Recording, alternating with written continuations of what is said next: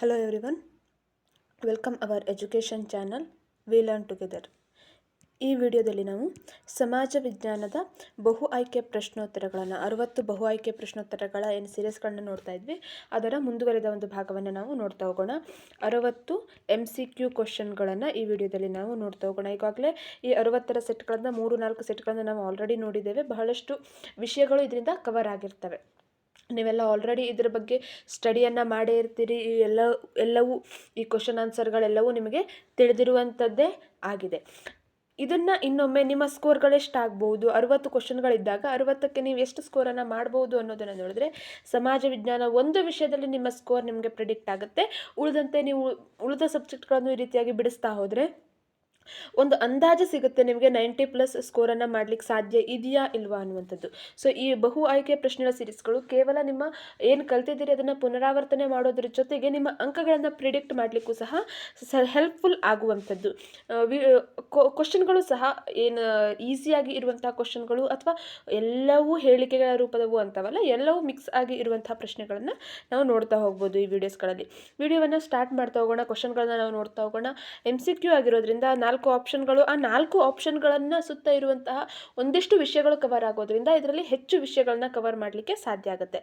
So ಈ ಒಂದು ಲೈನರ್ಗಳಿಗಿಂತಲೂ MCQಗಳು ಹೆಚ್ಚು ನಿಮಗೆ ಹೆಲ್ಪ್ಫುಲ್ ಆಗ್ಬೋದು ಅನ್ನುವಂಥದ್ದನ್ನು ಬಯಸಿ ಈ ರೀತಿಯಾದಂಥ ವೀಡಿಯೋಸ್ಗಳನ್ನ ಮಾಡ್ತಾ ಇದ್ದೇವೆ. ನಮ್ಮ ಚಾನಲ್ನಲ್ಲಿ ಈಗಾಗಲೇ ಸುಮಾರು 700 ವೀಡಿಯೋಗಳನ್ನ ನಾವು ಆಲ್ರೆಡಿ ಅಪ್ಲೋಡ್ ಮಾಡಿದ್ದೇವೆ. ಅವೆಲ್ಲವೂ ಸಹ ಈ TET ಆಗಿರ್ಬೋದು, ನೆಕ್ಸ್ಟ್ ಅಪ್ಕಮಿಂಗ್ ಇರುವಂತಹ GPSTR ಎಕ್ಸಾಮ್ಗಳಿಗೆ ತುಂಬ ಹೆಲ್ಪ್ಫುಲ್ ಆಗುವ ರೀತಿಯಲ್ಲೇ ಇರುವಂಥದ್ದು.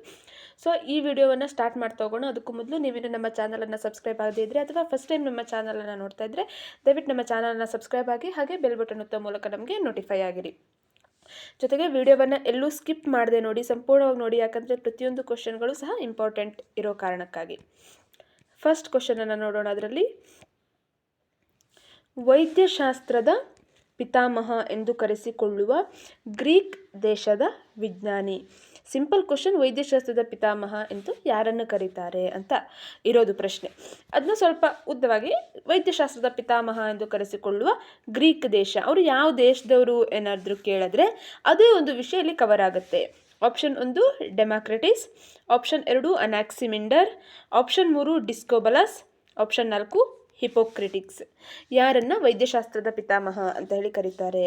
ಸರಿಯಾದ ಉತ್ತರ ಆಪ್ಷನ್ 4, ಹಿಪೋಕ್ರಿಟಿಸ್ ಅವರನ್ನು, ಗ್ರೀಕ್ ದೇಶದ ಹಿಪೋಕ್ರಿಟಿಕ್ಸ್ ಇವರನ್ನು ವೈದ್ಯಶಾಸ್ತ್ರದ ಪಿತಾಮಹ ಅಂತ ಹೇಳಿ ಕರೀತಾರೆ.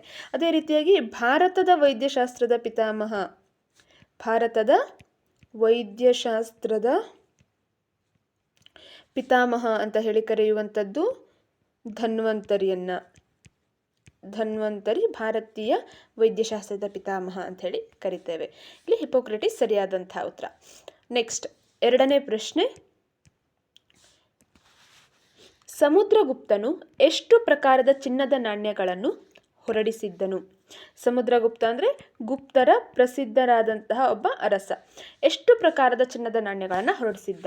ಆಪ್ಷನ್ 1 7, ಆಪ್ಷನ್ 2 5, ಆಪ್ಷನ್ 3 4 ಹಾಗೆ ಆಪ್ಷನ್ 4 6. ಸರಿಯಾದ ಉತ್ತರ ಇಲ್ಲಿ ಆಪ್ಷನ್ 1 7 ಬಗೆಯ ಚಿನ್ನದ ನಾಣ್ಯಗಳನ್ನು ಈತ ಹೊರಡಿಸಿದ್ದ ಅನ್ನುವಂಥದ್ದು. ಇವನು ಈ ಚಿನ್ನದ ನಾಣ್ಯಗಳಿಂದನೇ ಆತನು ಸಂಗೀತ ಪ್ರಿಯನಾಗಿದ್ದ ಅನ್ನುವಂಥದ್ದು ತಿಳಿದು ಬರುತ್ತೆ. ಕ್ವಶನ್ ಹಾಗೂ ಸಹ ತಿಳಿಸ್ಬೋದು, ಸಮುದ್ರಗುಪ್ತ ಸಂಗೀತ ಪ್ರಿಯ ಅನ್ನೋದನ್ನು ತಿಳಿಲಿಕ್ಕೆ ಇರುವಂತಹ ಸಾಕ್ಷ್ಯಗಳು ಏನು ಅಂತ ಕೇಳ್ಬೋದು. ಆತ 7 ಬಗೆಯ ಚಿನ್ನದ ನಾಣ್ಯಗಳನ್ನು ಹೊರಡಿಸಿದ್ದ. ಆ ನಾಣ್ಯಗಳ ಮೇಲೆ ವೀಣೆ ನುಡಿಸುತ್ತಿರುವ ಚಿತ್ರ ಇತ್ತು. ಇದರಿಂದ ಆತ ಸಂಗೀತ ಪ್ರಿಯನಾಗಿದ್ದ ಅನ್ನುವಂಥ ತಿಳಿದು ಬರುತ್ತೆ. ಅದರ ಜೊತೆಗೆ ಅಶ್ವಮೇಧ ಯಾಗವನ್ನು ಸಹ ಈತ ಮಾಡಿದ್ದ. ಅಶ್ವಮೇಧ ಯಾಗ ಮಾಡಿದ್ದ. ಕವಿರಾಜ ಅನ್ನುವಂತಹ ಬಿರುದು ಈತನಿಗೆ ಇತ್ತು, ಸಮುದ್ರಗುಪ್ತನಿಗೆ ಇತ್ತು. ಈತನ ಬಗ್ಗೆ ತಿಳಿದುಕೊಳ್ಳಲಿಕ್ಕೆ ಇರುವಂತಹ ಪ್ರಮುಖ ಆಕರ ಅಂದರೆ ಈತನ ಒಬ್ಬ ಮಂತ್ರಿಯಾದಂತಹ ಹರಿಸೇನನಿಂದ ರಚಿತವಾದಂತಹ ಅಲಹಾಬಾದ್ ಸ್ತಂಭಶಾಸನ ಇದು ಸ್ತಂಭಶಾಸನ. ಇದು ಸಮುದ್ರಗುಪ್ತನ ಬಗ್ಗೆ ಹೆಚ್ಚಿನ ವಿವರಣೆಗಳನ್ನು ನೀಡುವಂಥದ್ದು. ನೆಕ್ಸ್ಟ್ ಮೂರನೇ ಪ್ರಶ್ನೆ, ಸ್ಥಿತ್ಯಂತರ ಸೂಕ್ಷ್ಮ ಶಿಲಾಯುಗ ಎಂದು ಕರೆಯುವ ಕಾಲ. ಆಪ್ಷನ್ 1 ಮಧ್ಯಶಿಲಾಯುಗ, ಆಪ್ಷನ್ 2 ಹಳೆ ಶಿಲಾಯುಗ, ಆಪ್ಷನ್ 3 ನವಶಿಲಾಯುಗ, ಆಪ್ಷನ್ 4 ಆದಿ ಹಳೆ ಶಿಲಾಯುಗ. ಸ್ಥಿತ್ಯಂತರ ಸೂಕ್ಷ್ಮ ಶಿಲಾಯುಗ ಅಂತ ಹೇಳಿ ಯಾವ ಶಿಲಾಯುಗಕ್ಕೆ ಕರೀತಾರೆ? ಸರಿಯಾದ ಉತ್ತರ ಇದಕ್ಕೆ ಆಪ್ಷನ್ 1 ಮಧ್ಯ ಶಿಲಾಯುಗ. ಈ ಪ್ರಮುಖವಾಗಿ ಶಿಲಾಯುಗವನ್ನು 3 ಭಾಗಗಳನ್ನಾಗಿ ಮಾಡ್ತೇವೆ. ಆದಿಶಿಲಾಯುಗ, ಮಧ್ಯಶಿಲಾಯುಗ, ಅಂತ್ಯಶಿಲಾಯುಗ ಅಥವಾ ನವಶಿಲಾಯುಗ ಅಂತ ಹೇಳಿ ಸಹ ಇದನ್ನು ಕರಿತೇವೆ. ಈ ಆದಿಶಿಲಾಯುಗವನ್ನು ಮತ್ತೆ 3 ವಿಧ ಮಾಡ್ತೇವೆ. ಹಳೆ ಶಿಲಾಯುಗವನ್ನು ಮತ್ತೆ 3 ವಿಧ: ಆದಿ ಹಳೆ ಶಿಲಾಯುಗ, ಮಧ್ಯ ಹಳೆ ಶಿಲಾಯುಗ, ಶಿಲಾಯುಗವನ್ನು ಪ್ರಮುಖವಾಗಿ 3 ವಿಧ. ಒಂದು ಹಳೆ ಶಿಲಾಯುಗ, ಮಧ್ಯ ಶಿಲಾಯುಗ, ಹಾಗೆ ನವಶಿಲಾಯುಗ. ಇದು ಪ್ರಮುಖವಾಗಿ. ಈ ಹಳೆ ಶಿಲಾಯುಗವನ್ನು ಮತ್ತೆ 3 ಭಾಗವನ್ನು ಮಾಡ್ತೇವೆ: ಆದಿ ಹಳೆ ಶಿಲಾಯುಗ, ಮಧ್ಯ ಹಳೆ ಶಿಲಾಯುಗ, ಹಾಗೆ ನವ ಅಥವಾ ಅಂತ್ಯ ಅಂತ ಬರುತ್ತಿದ್ದು ಅಂತ್ಯ ಹಳೆ ಶಿಲಾಯುಗ. ಈ ಸ್ಥಿತ್ಯಂತರ ಸೂಕ್ಷ್ಮ ಶಿಲಾಯುಗ ಅಂತೇಳಿ ಮಧ್ಯ ಶಿಲಾಯುಗವನ್ನು ಕರಿತೇವೆ. ಈ ಹಳೆ ಶಿಲಾಯುಗವೇ ಬಹಳಷ್ಟು ಒಂದು ಅವಧಿಯನ್ನು ಸೇರಿಸ್ಕೊಬಿಟ್ಟಿದೆ. ಅದ್ರ ನೆಕ್ಸ್ಟ್ ಇರುವಂತಹ ಮಧ್ಯ ಶಿಲಾಯುಗವನ್ನು ಸ್ಥಿತ್ಯಂತರ ಸೂಕ್ಷ್ಮ ಶಿಲಾಯುಗ ಅಂತ ಹೇಳಿ ಕರಿತೇವೆ. ಅದ್ರ ಜೊತೆಗೆ ಸೂಕ್ಷ್ಮ ಶಿಲಾ ಪರಿಕರಗಳ ಯುಗ ಅಂತ ಹೇಳು ಸಹ ಮಧ್ಯ ಶಿಲಾಯುಗವನ್ನು ಕರೀತಾರೆ. ಕಾರಣ ಏನಂದರೆ, ಈ ಮಧ್ಯ ಶಿಲಾಯುಗದಲ್ಲಿ ಮಾನವರು ಬಳಸ್ತಾ ಇದ್ದಂತಹ ಆಯುಧಗಳು, ಏನೆಲ್ಲ ಆಯುಧಗಳನ್ನು ಅವರು ಬಳಸ್ತಾ ಇದ್ರೋ ಅವು ನುಣುಪಾದ ಸೂಕ್ಷ್ಮ ಕೆತ್ತನೆಗಳನ್ನು ಹೊಂದಿರುವಂಥದ್ದಾಗಿದ್ವು ಹಳೆ ಶಿಲಾಯುಗಕ್ಕೆ ಕಂಪೇರ್ ಮಾಡಿದ್ರೆ. ಅದಕ್ಕಾಗಿ ಅದನ್ನು ಸೂಕ್ಷ್ಮ ಶಿಲಾಯುಗ ಅಥವಾ ಸ್ಥಿತ್ಯಂತರ ಸೂಕ್ಷ್ಮ ಶಿಲಾಯುಗ ಅಂತ ಹೇಳಿ ಕರೆಯುವಂಥದ್ದು. ನೆಕ್ಸ್ಟ್ 4ನೇ ಪ್ರಶ್ನೆ.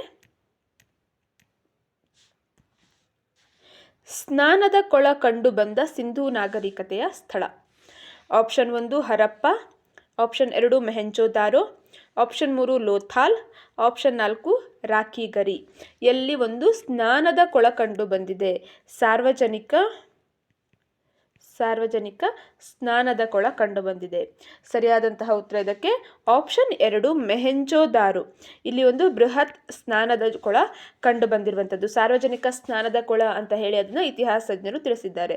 ಎಷ್ಟು ವಿಶಾಲವಾಗಿತ್ತಂದರೆ 2 ಕಡೆಯಲ್ಲಿ ಇಳಿಯುವ ಮೆಟ್ಟಿಲುಗಳಿದ್ವು ಅದಕ್ಕೆ. ಹಾಗೆ ಆ ಸ್ನಾನಗೃಹದ ಸುತ್ತಲೂ ಸಣ್ಣ ಸಣ್ಣ ಕೊಠಡಿಗಳನ್ನು ನಿರ್ಮಾಣವನ್ನು ಮಾಡಿರಲಾಗಿತ್ತು. ಹಾಗೆ ಅದರ ಜೊತೆಗೆ ವಿಶೇಷ ಸಂದರ್ಭದಲ್ಲಿ ಇದನ್ನು ಬಳಸ್ತಾ ಇದ್ರು. ಹಾಗೆ ಬಳಸಿ ಆದ ನಂತರ ನೀರನ್ನು ಶುಚಿಗೊಳಿಸಲಿಕ್ಕೆ ವ್ಯವಸ್ಥೆ ಇತ್ತು. ಹೊಸದಾದಂತಹ ನೀರನ್ನು ಈ ಸ್ನಾನ ಕೊಳಕ್ಕೆ ಹಾಕಲಿಕ್ಕೆ ವ್ಯವಸ್ಥೆ ಇತ್ತು. ಅಷ್ಟು ಅಚ್ಚುಕಟ್ಟಾಗಿ ಈ ಒಂದು ಸ್ನಾನದ ಕೊಳವನ್ನು ನಿರ್ಮಾಣ ಮಾಡಿದ್ರು ಅದು ಮೊಹೆಂಜೊದಾರೋದಲ್ಲಿ. ನೆಕ್ಸ್ಟ್ 5ನೇ ಪ್ರಶ್ನೆ. ಋಗ್ವೇದದಲ್ಲಿ ತುಂಬ ಪ್ರಾಮುಖ್ಯತೆ ಪಡೆದ ದೇವರು. ಆಪ್ಷನ್ 1 ವಿಷ್ಣು, 2 ಶಿವ, 3 ಅಗ್ನಿ, 4 ಬ್ರಹ್ಮ. ಋಗ್ವೇದ ಕಾಲದಲ್ಲಿ ಯಾವ ದೇವರು ಹೆಚ್ಚು ಪ್ರಾಮುಖ್ಯತೆಯನ್ನು ಪಡೆದಿತ್ತು? ಸರಿಯಾದ ಉತ್ತರ ಇದಕ್ಕೆ ಆಪ್ಷನ್ 3 ಅಗ್ನಿ. ಅಗ್ನಿ ದೇವರನ್ನು ಹೆಚ್ಚು ಪ್ರಾಮುಖ್ಯತೆಯಿಂದ ಪೂಜೆಯನ್ನು ಮಾಡಲಾಗ್ತಾ ಇತ್ತು. ಒಟ್ಟು ವೇದಗಳು 4: ಋಗ್ವೇದ ಮೊದಲನೇ ವೇದ, ಅದಾದ ಮೇಲೆ ಯಜುರ್ವೇದ ಆದಮೇಲೆ ಸಾಮವೇದ, 4 ಅಥರ್ವ ಅಥವಾ ಅಥರ್ವಣ ವೇದ. ಇಲ್ಲಿ ಈ ಋಗ್ವೇದವನ್ನು ಪೂರ್ವ ವೇದ ಕಾಲ ಅಂತ ಹೇಳಿ ಕರೀತಾರೆ. ಉಳಿದ 3 ವೇದಗಳನ್ನ ಸೇರಿ ಉತ್ತರ ವೇದ ಕಾಲ ಅಂತ ಹೇಳಿ ಕರೆಯುವಂಥದ್ದು. ಕಾರಣ ಏನು ಈ ರೀತಿಯಾಗಿ ಭಾಗವನ್ನು ಮಾಡಲಿಕ್ಕೆ ಅಂದರೆ, ಪೂರ್ವ ವೇದದ ಕಾಲದ ಸಾಮಾಜಿಕ, ರಾಜಕೀಯ, ಆರ್ಥಿಕ ಸ್ಥಿತಿಗತಿಗೂ ಉತ್ತರ ವೇದದ ಕಾಲದ ಈ ಒಂದು ವ್ಯವಸ್ಥೆಗೂ ವ್ಯತ್ಯಾಸ ಇರೋ ಕಾರಣಕ್ಕಾಗಿ ಈ ರೀತಿಯಾಗಿ ಅದನ್ನ ವಿಭಾಗವನ್ನು ಮಾಡಿದ್ದಾರೆ. ನೆಕ್ಸ್ಟ್ 6ನೇ ಪ್ರಶ್ನೆ. ಬ್ಯಾಬಿಲೋನಿಯಾದ ತೂಗು ಉದ್ಯಾನವನಕ್ಕೆ ಈ ನದಿಯಿಂದ ನೀರನ್ನು ಹಾಯಿಸಲಾಗುತ್ತಿತ್ತು. Option 1 Tigris, option 2 Euphrates, option 3 Nile, option 4 Sikiang. ಬ್ಯಾಬಿಲೋನಿಯಾದ ಒಂದು ತೂಗು ಉದ್ಯಾನವನವಿತ್ತು. ಅದಕ್ಕೆ ಯಾವ ನದಿಯಿಂದ ನೀರನ್ನು ಹಾಯಿಸಲಾಗ್ತಾ ಇತ್ತು? ಸರಿಯಾದ ಉತ್ತರ ಇದಕ್ಕೆ ಆಪ್ಷನ್ 2 ಯುಪ್ರಟಿಸ್ ನದಿಯಿಂದ ಇದಕ್ಕೆ ನೀರನ್ನು ಹಾಯಿಸಲಾಗ್ತಾ ಇತ್ತು. ಬ್ಯಾಬಿಲೋನಿಯಿಂದ ತೂಗು ಉದ್ಯಾನವನವನ್ನು ಚಾಲ್ಡಿಯನ್ನರ ಒಂದು ಪ್ರಸಿದ್ಧ ದೊರೆ 2ನೇ ನೆಬುಕಡ್ನೆಜರ್ ಅನ್ನುವಂತಹ ದೊರೆ ತನ್ನ ಹೆಂಡತಿಯಾದಂತಹ ಅಮೈಟಿಸ್ಲ ಅವಳಿಗೆ ತನ್ನ ತವರಿನ ನೆನಪನ್ನು ಹೋಗಲಾಡಿಸ್ಲಿಕ್ಕಾಗಿ ಈ ತೂಗು ಉದ್ಯಾನವನವನ್ನು ನಿರ್ಮಾಣ ಮಾಡಿರ್ತಾರೆ. ಈ ತೂಗು ಉದ್ಯಾನವನ ಅಂದರೆ ಉದ್ಯಾನವನ ತೂಗ್ತಾ ಇತ್ತು ಅನ್ನುವಂಥದ್ದು ಅರ್ಥ ಅಲ್ಲ. ಅವರ ಜಿಗ್ಗುರಾತ್ ಅಂದರೆ ಅವರ ಆರಾಧನಾ ಸ್ಥಳ. ಆ ಜಿಗ್ಗುರಾತ್ನ ವಿವಿಧ ಹಂತಗಳಲ್ಲಿ ಬಳ್ಳಿಗಳನ್ನು ಬೆಳೆಸಲಾಗಿತ್ತು, ತೂಗು ಬಿಡಲಾಗಿತ್ತು. ಅವು ಗಾಳಿಗೆ ತೂಗುವುದರಿಂದ ಆ ಇಡೀ ಉದ್ಯಾನವನವೇ ತೂಗದಂತೆ ಭಾಸ ಆಗ್ತಿತ್ತು. ಅದಕ್ಕಾಗಿ ಅದನ್ನು ತೂಗು ಉದ್ಯಾನವನ ಅಂತ ಹೇಳಿ ಕರಿತಿದ್ರು. ನೆಕ್ಸ್ಟ್ 7ನೇ ಪ್ರಶ್ನೆ. ಸಾರ್ವಜನಿಕ ಆಡಳಿತದ ಪಿತಾಮಹ. Option 1 Alexander Hamilton, option 2 Pfiffner, option 3 Luther Gulick, option 4 Woodrow Wilson. ಸರಿಯಾದ ಉತ್ತರ ಇದಕ್ಕೆ ಆಪ್ಷನ್ 4 ವುಡ್ರೋ ವಿಲ್ಸನ್. ಇವರನ್ನು ಸಾರ್ವಜನಿಕ ಆಡಳಿತದ ಪಿತಾಮಹ ಅಂತ ಹೇಳಿ ಕರೀತಾರೆ. ಅಲೆಕ್ಸಾಂಡರ್ ಹ್ಯಾಮಿಲ್ಟನ್ ಮೊದಲ ಬಾರಿ ಸಾರ್ವಜನಿಕ ಆಡಳಿತ ಆಳುವಂಥ ಪದವನ್ನು ಬಳಸ್ತಾರೆ, ಅಲೆಕ್ಸಾಂಡರ್ ಹ್ಯಾಮಿಲ್ಟನ್.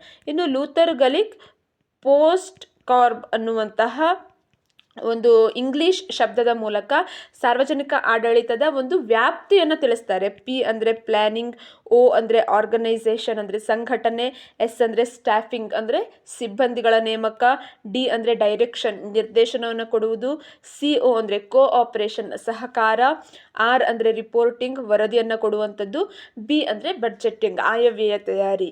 ಇವು ಸಾರ್ವಜನಿಕ ಆಡಳಿತದ ಕಾರ್ಯವ್ಯಾಪ್ತಿಯಲ್ಲಿ ಬರುತ್ತೆ ಅನ್ನುವಂಥದ್ದನ್ನು ಲೂಥರ್ ಗಾಲಿಕ್ ಅವರು ತಿಳಿಸ್ತಾರೆ. ಮೊದಲು ಈ ಸಾರ್ವಜನಿಕ ಆಡಳಿತ ಅಥವಾ ಪಬ್ಲಿಕ್ ಅಡ್ಮಿನಿಸ್ಟ್ರೇಷನ್ ಅನ್ನುವಂತಹ ಪದವನ್ನು ಅಲೆಕ್ಸಾಂಡರ್ ಹ್ಯಾಮಿಲ್ಟನ್ ಅವರು ಬಳಸ್ತಾರೆ.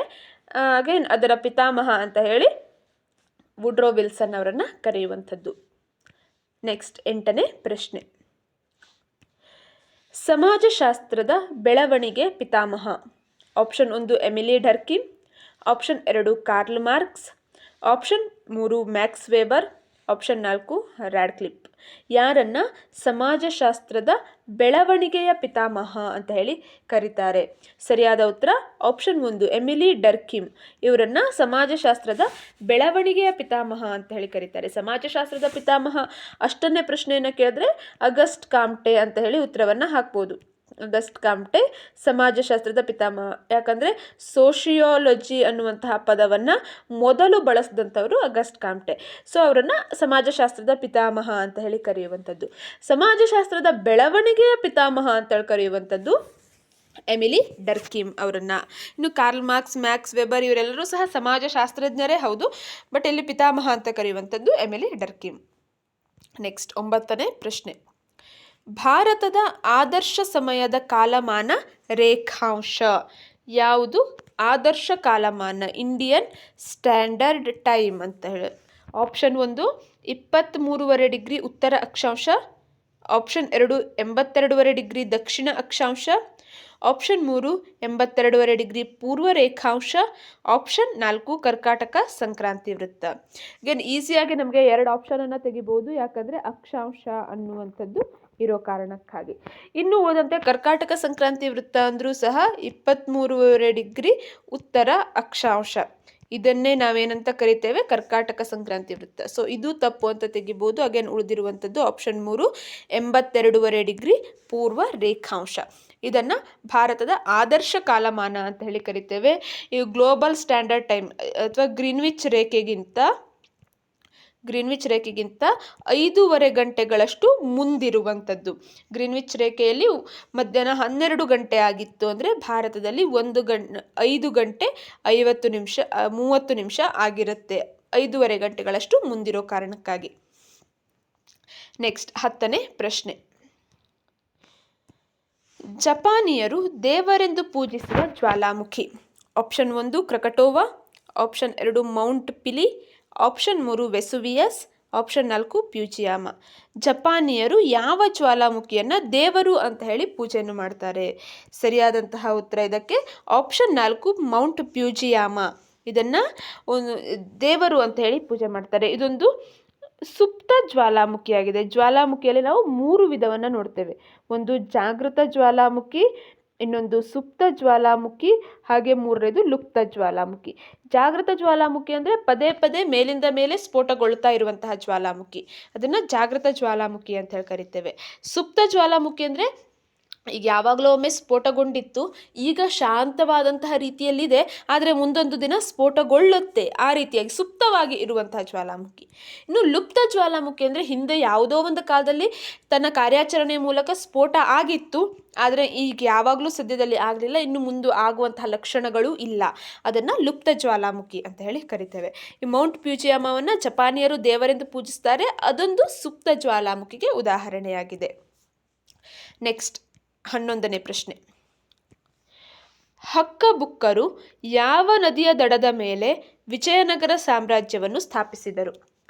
ಆಪ್ಷನ್ 1 ಕೃಷ್ಣಾ ನದಿ, ಆಪ್ಷನ್ 2 ಗೋದಾವರಿ ನದಿ, ಆಪ್ಷನ್ 3 ತುಂಗಭದ್ರಾ ನದಿ, ಆಪ್ಷನ್ 4 ವರದಾ ನದಿ. ಹಕ್ಕಬುಕ್ಕರು ವಿಜಯನಗರ ಸಾಮ್ರಾಜ್ಯವನ್ನು ಸ್ಥಾಪನೆ ಮಾಡಿದಂಥವ್ರು. ಸರಿಯಾದ ಉತ್ತರ ಆಪ್ಷನ್ 3 ತುಂಗಭದ್ರಾ ನದಿಯ ದಡದ ಮೇಲೆ ವಿಜಯನಗರ ಸಾಮ್ರಾಜ್ಯವನ್ನು 1336 ಸಂದರ್ಭದಲ್ಲಿ ಇವರು ಸ್ಥಾಪನೆಯನ್ನು ಮಾಡ್ತಾರೆ. ಒಟ್ಟು ಪ್ರಮುಖವಾಗಿ 4 ವಂಶಗಳು ಆಡಳಿತವನ್ನು ನಡೆಸುತ್ತೆ. ಸಂಗಮ, ಸಾಳುವ, ತುಳುವ ಹಾಗೆ ಅರವೀಡು. ಒಟ್ಟು 4 ಪ್ರಮುಖ ವಂಶಗಳು, ರಾಜವಂಶಗಳು ಇಲ್ಲಿ ಆಡಳಿತವನ್ನು ನಡೆಸ್ತಾರೆ ಈ ಒಂದು ವಿಜಯನಗರ ಸಾಮ್ರಾಜ್ಯದಲ್ಲಿ. ಹಂಪಿ ಇವರ ರಾಜಧಾನಿಯಾಗಿರುತ್ತೆ. ವಾಸ್ತುಶಿಲ್ಪಕ್ಕೆ ಹಾಗೆ ಸಾಹಿತ್ಯಕ್ಕೆ ಅನೇಕ ಕೊಡುಗೆಗಳನ್ನು ಕೊಟ್ಟಿರುವಂಥವ್ರು. ಕೃಷ್ಣದೇವರಾಯ, ಪ್ರೌಢದೇವರಾಯ ಇವರು ಪ್ರಸಿದ್ಧ ಅರಸರಾಗಿದ್ದಂಥವ್ರು. ನೆಕ್ಸ್ಟ್ 12ನೇ ಪ್ರಶ್ನೆ. ದ್ವೈತ ಮತ ಪ್ರತಿಪಾದಕರು. ಆಪ್ಷನ್ 1 ಮಧ್ವಾಚಾರ್ಯರು, ಆಪ್ಷನ್ 2 ಶಂಕರಾಚಾರ್ಯರು, ಆಪ್ಷನ್ 3 ರಾಮಾನುಜಾಚಾರ್ಯರು, ಆಪ್ಷನ್ 4 ರಮಾನಂದರು. ದ್ವೈತ ಮತವನ್ನು ಪ್ರತಿಪಾದನೆ ಮಾಡಿದಂಥವರು ಯಾರು? ಸರಿಯಾದ ಉತ್ತರ ಆಪ್ಷನ್ 1 ಮಧ್ವಾಚಾರ್ಯರು. ಇವರು ದ್ವೈತ ಮತವನ್ನು ಪ್ರತಿಪಾದನೆ ಮಾಡ್ತಾರೆ. ದ್ವೈತ ಅಂದರೆ ಎರಡು ಅನ್ನುವಂತಹ ಅರ್ಥವನ್ನು ಕೊಡುವಂಥದ್ದು. ಶಂಕರಾಚಾರ್ಯರು ಅದ್ವೈತ ಮತವನ್ನು ಪ್ರತಿಪಾದನೆ ಮಾಡ್ತಾರೆ, ಅಂದರೆ ಎರಡಲ್ಲದ್ದು ಅನ್ನುವಂಥದ್ದು. ಹಾಗೆ ರಾಮಾನುಜಾಚಾರ್ಯರು ಪ್ರತಿಪಾದನೆಯನ್ನು ಮಾಡುವಂಥದ್ದು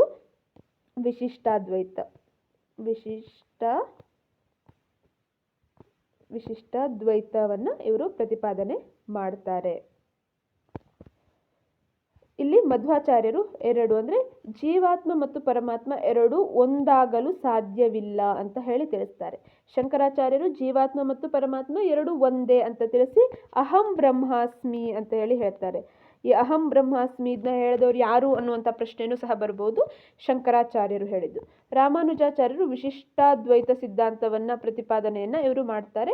ಭಕ್ತಿಯಿಂದ ಮುಕ್ತಿ ಉಂಟಾಗಲಿಕ್ಕೆ ಭಕ್ತಿ ಮತ್ತು ಪ್ರಪತ್ತಿಗಳು ತುಂಬ ಇಂಪಾರ್ಟೆಂಟು ಅನ್ನುವಂಥ ರೀತಿಯಲ್ಲಿ ಇವರು ಹೇಳುವಂಥದ್ದು. ನೆಕ್ಸ್ಟ್ 13ನೇ ಪ್ರಶ್ನೆ. ವಿಜಯನಗರ ಕಾಲದ ರಾಯಸ ಸ್ವಾಮಿ ಎಂದರೆ? ಆಪ್ಷನ್ 1 ಮಂತ್ರಿ, ಆಪ್ಷನ್ 2 ಮುಖ್ಯ ಕಾರ್ಯದರ್ಶಿ, ಆಪ್ಷನ್ 3 ಸಚಿವಾಲಯದ ಕಾರ್ಯದರ್ಶಿ, ಆಪ್ಷನ್ 4 ಲೆಕ್ಕಪತ್ರ ಅಧಿಕಾರಿ. ಸರಿಯಾದಂತಹ ಉತ್ತರ ಇದಕ್ಕೆ ಆಪ್ಷನ್ 2 ಮುಖ್ಯ ಕಾರ್ಯದರ್ಶಿ. ವಿಜಯನಗರ ಕಾಲದಲ್ಲಿ ರಾಜ್ಯದ ಮುಖ್ಯ ಕಾರ್ಯದರ್ಶಿ ಯಾರಿರ್ತಾರೋ ಅವರನ್ನ ರಾಯಸ ಸ್ವಾಮಿ ಅನ್ನುವಂತಹ ಹೆಸರಿನಿಂದ ಕರೀತಾ ಇದ್ರು. ಒಂದು ರಾಜ್ಯದ ಆಡಳಿತವನ್ನು ನೋಡ್ಕೊಳ್ಳುವಂತಹ ರಾಜನಿಗೆ ಸಹಾಯಕವಾಗಿ ಇರುವಂತಹ ಒಂದು ಹುದ್ದೆ ಕಾರ್ಯದರ್ಶಿಯ ಹುದ್ದೆ ಆಗಿತ್ತು. ಆ ಕಾರ್ಯದರ್ಶಿ ಹುದ್ದೆಯನ್ನು ಮಾಡುವಂತಹ ವ್ಯಕ್ತಿಗೆ ರಾಯಸ ಸ್ವಾಮಿ ಅಂತ ಹೆಸರಿಂದ ಕರೀತಾ ಇದ್ರು. ನೆಕ್ಸ್ಟ್ 14ನೇ ಪ್ರಶ್ನೆ. ಗೋಲ್ ಗುಂಬಜ್ ಬಿಜಾಪುರದಲ್ಲಿ ನಿರ್ಮಿಸಿದವರು? ಗೋಲ್ ಗುಂಬಜನ್ನು ವಿಜಯಪುರದಲ್ಲಿ, ಪ್ರಸ್ತುತ ವಿಜಯಪುರ, ಅಲ್ಲಿ ಯಾರು ನಿರ್ಮಿಸ್ತಾರೆ? ಆಪ್ಷನ್ 1 ಮಹಮ್ಮದ್ ಗವಾನ್, ಆಪ್ಷನ್ 2 ಎರಡನೇ ಇಬ್ರಾಹಿಂ ಆದಿಲ್ ಶಾ, ಆಪ್ಷನ್ 3 ಫಿರೋಜ್ ಶಾ, ಹಾಗೆ ಆಪ್ಷನ್ 4 ಮಹಮ್ಮದ್ ಆದಿಲ್ ಶಾ. ಗೋಲ್ ಗುಂಬಜ್ ಭಾರತದ ದೊಡ್ಡದಾದ ಗುಂಬಜ್ ಅಂತ ಸ್ಮಾರಕ ಅಂತ ಹೇಳಿ ಕರೆಯುತ್ತೇವೆ ಗೋಲ್ ಗುಂಬಜನ್ನು. ಇದನ್ನು ನಿರ್ಮಾಣವನ್ನು ಮಾಡಿದಂಥವರು ಮಹಮ್ಮದ್ ಆದಿಲ್ ಶಾ ಇವರ ಒಂದು ನಿರ್ಮಾಣ ಈ ಬಿಜಾಪುರದ ಗೋಲ್ ಗುಂಬಜ್ ಅನ್ನುವಂಥದ್ದು. ಇನ್ನು ಎರಡನೇ ಇಬ್ರಾಹಿಂ ಆದಿಲ್ ಶಾದಲ್ಲಿ ಇಬ್ರಾಹಿಂ ರೋಜಾ ಒಂದು ಪ್ರಸಿದ್ಧವಾದ ರಚನೆ. ದಖನ್ನಿನ ತಾಜ್ ಮಹಲ್ ಅಂತ ಹೇಳಿ ಇಬ್ರಾಹಿಂ ರೋಜಾವನ್ನು ಕರಿತೇವೆ. ಮಹಮ್ಮದ್ ಗವಾನ್ ಪ್ರಧಾನಮಂತ್ರಿ ಆಗಿರ್ತಾನೆ. ಗವಾನ್ ಮದರಸಾವನ್ನು ಸ್ಥಾಪನೆಯನ್ನು ಮಾಡ್ತಾನೆ. ಶಿಕ್ಷಣಕ್ಕೆ ಹೆಚ್ಚಿನ ಮಹತ್ವವನ್ನು ನೀಡುವಂಥದ್ದು. ಫಿರೋಜಾಬಾದ್ ಅನ್ನುವಂತಹ ಒಂದು ನಗರವನ್ನು ನಿರ್ಮಾಣ ಮಾಡ್ತಾನೆ. ಆಕಾಶ ವೀಕ್ಷಣಾಲಯವನ್ನು ಅಲ್ಲಿ ನಿರ್ಮಾಣ ಮಾಡ್ತಿರುವಂಥದ್ದು ಫಿರೋಜ್ ಶಾ. ನೆಕ್ಸ್ಟ್ 15ನೇ ಪ್ರಶ್ನೆ. ಸರಿಯಾದ ವ್ಯಕ್ತಿ ಸರಿಯಾದ ಸಾರ್ವಜನಿಕ ಸ್ಥಾನವನ್ನು ಹೊಂದುವಂತೆ ಉನ್ನತ ನ್ಯಾಯಾಲಯ ನೀಡುವ ಆಜ್ಞೆ. ಆಪ್ಷನ್ 1 ಪರಮಾದೇಶ, ಆಪ್ಷನ್ 2 ಪ್ರತಿಬಂಧಕಾಜ್ಞೆ, ಆಪ್ಷನ್ 3 ಉತ್ಪ್ರೇಕ್ಷಣ ಲೇಖ, ಆಪ್ಷನ್ 4 ಅಧಿಕಾರ ಲೇಖ. ಸರಿಯಾದಂತಹ ಉತ್ತರ ಇದಕ್ಕೆ ಆಪ್ಷನ್ 4 ಅಧಿಕಾರ ಲೇಖ. ಇದೊಂದು ರಿಟ್ ಅರ್ಜಿಯಾಗಿದೆ. ರಿಟ್ ಅರ್ಜಿ ಏನಿದೆ, ಸರಿಯಾದ ವ್ಯಕ್ತಿ ಸರಿಯಾದ ಸಾರ್ವಜನಿಕ ಸ್ಥಾನವನ್ನು ಹೊಂದುವಂತೆ. ಯಾವುದೇ ಕ್ವಾಲಿಫೈಡ್ ಆಗದೆ ಇರುವಂತಹ ಒಬ್ಬ ವ್ಯಕ್ತಿ ಯಾವುದೇ ಸರ್ಕಾರಿ ಹುದ್ದೆಯಲ್ಲಿ ಇದ್ದರು ಅಂದರೆ ಅದರ ವಿರುದ್ಧವಾಗಿ ಕೋರ್ಟ್ಗೆ ಹೋದಾಗ ಕೋರ್ಟ್ ಹೊರಡಿಸುವಂತಹ ರಿಟ್ ಅರ್ಜಿಗೆ ಅಧಿಕಾರ ಲೇಖ ಅಂತ ಹೇಳಿ ಕರೀತಾರೆ. ಯಾವುದೋ ಒಂದು ಮಾನಸಿಕವಾಗಿ ಅಸ್ವಸ್ಥರಾದಂತಹ ವ್ಯಕ್ತಿಯೋ ಅಥವಾ ನ್ಯಾಯಾಂಗ ಬಂಧನಕ್ಕೆ ಒಳಗಾದಂತಹ ಒಬ್ಬ ವ್ಯಕ್ತಿಯೋ ಯಾವುದೇ ಒಂದು ಸರ್ಕಾರಿ ಉನ್ನತ ಹುದ್ದೆಯಲ್ಲಿದ್ದರೆ ಆ ಒಂದು ರಾಜ್ಯ ಉತ್ತಮವಾಗಿರಲಿಕ್ಕೆ ಸಾಧ್ಯ ಇಲ್ಲ ಅನ್ನುವಂತಹ ಕಾರಣಕ್ಕಾಗಿ ಅಂತಹ ವ್ಯಕ್ತಿಗಳು ಅಂತಹ ಸ್ಥಾನದಲ್ಲಿ ಇರಕೂಡದು ಅಂತ ಹೇಳಿ ಉನ್ನತ ನ್ಯಾಯಾಲಯ ನೀಡುವಂತಹ ಒಂದು ಆಜ್ಞೆ. ನೆಕ್ಸ್ಟ್ 16ನೇ ಪ್ರಶ್ನೆ. ಈ ಮಣ್ಣಿನಲ್ಲಿ ಹೆಚ್ಚು ಸುಣ್ಣ ಮತ್ತು ಉಪ್ಪಿನ ಅಂಶ ಇರುತ್ತದೆ. ಆಪ್ಷನ್ 1 ಕೆಂಪು ಮಣ್ಣು, ಆಪ್ಷನ್ 2 ಕಪ್ಪು ಮಣ್ಣು, ಆಪ್ಷನ್ 3 ಜಂಬಿಟ್ಟಿಗೆ ಮಣ್ಣು, ಆಪ್ಷನ್ 4 ಮೆಕ್ಕಲು ಮಣ್ಣು. ಸರಿಯಾದಂತಹ ಉತ್ತರ ಇದಕ್ಕೆ ಆಪ್ಷನ್ 1 ಕೆಂಪು ಮಣ್ಣು.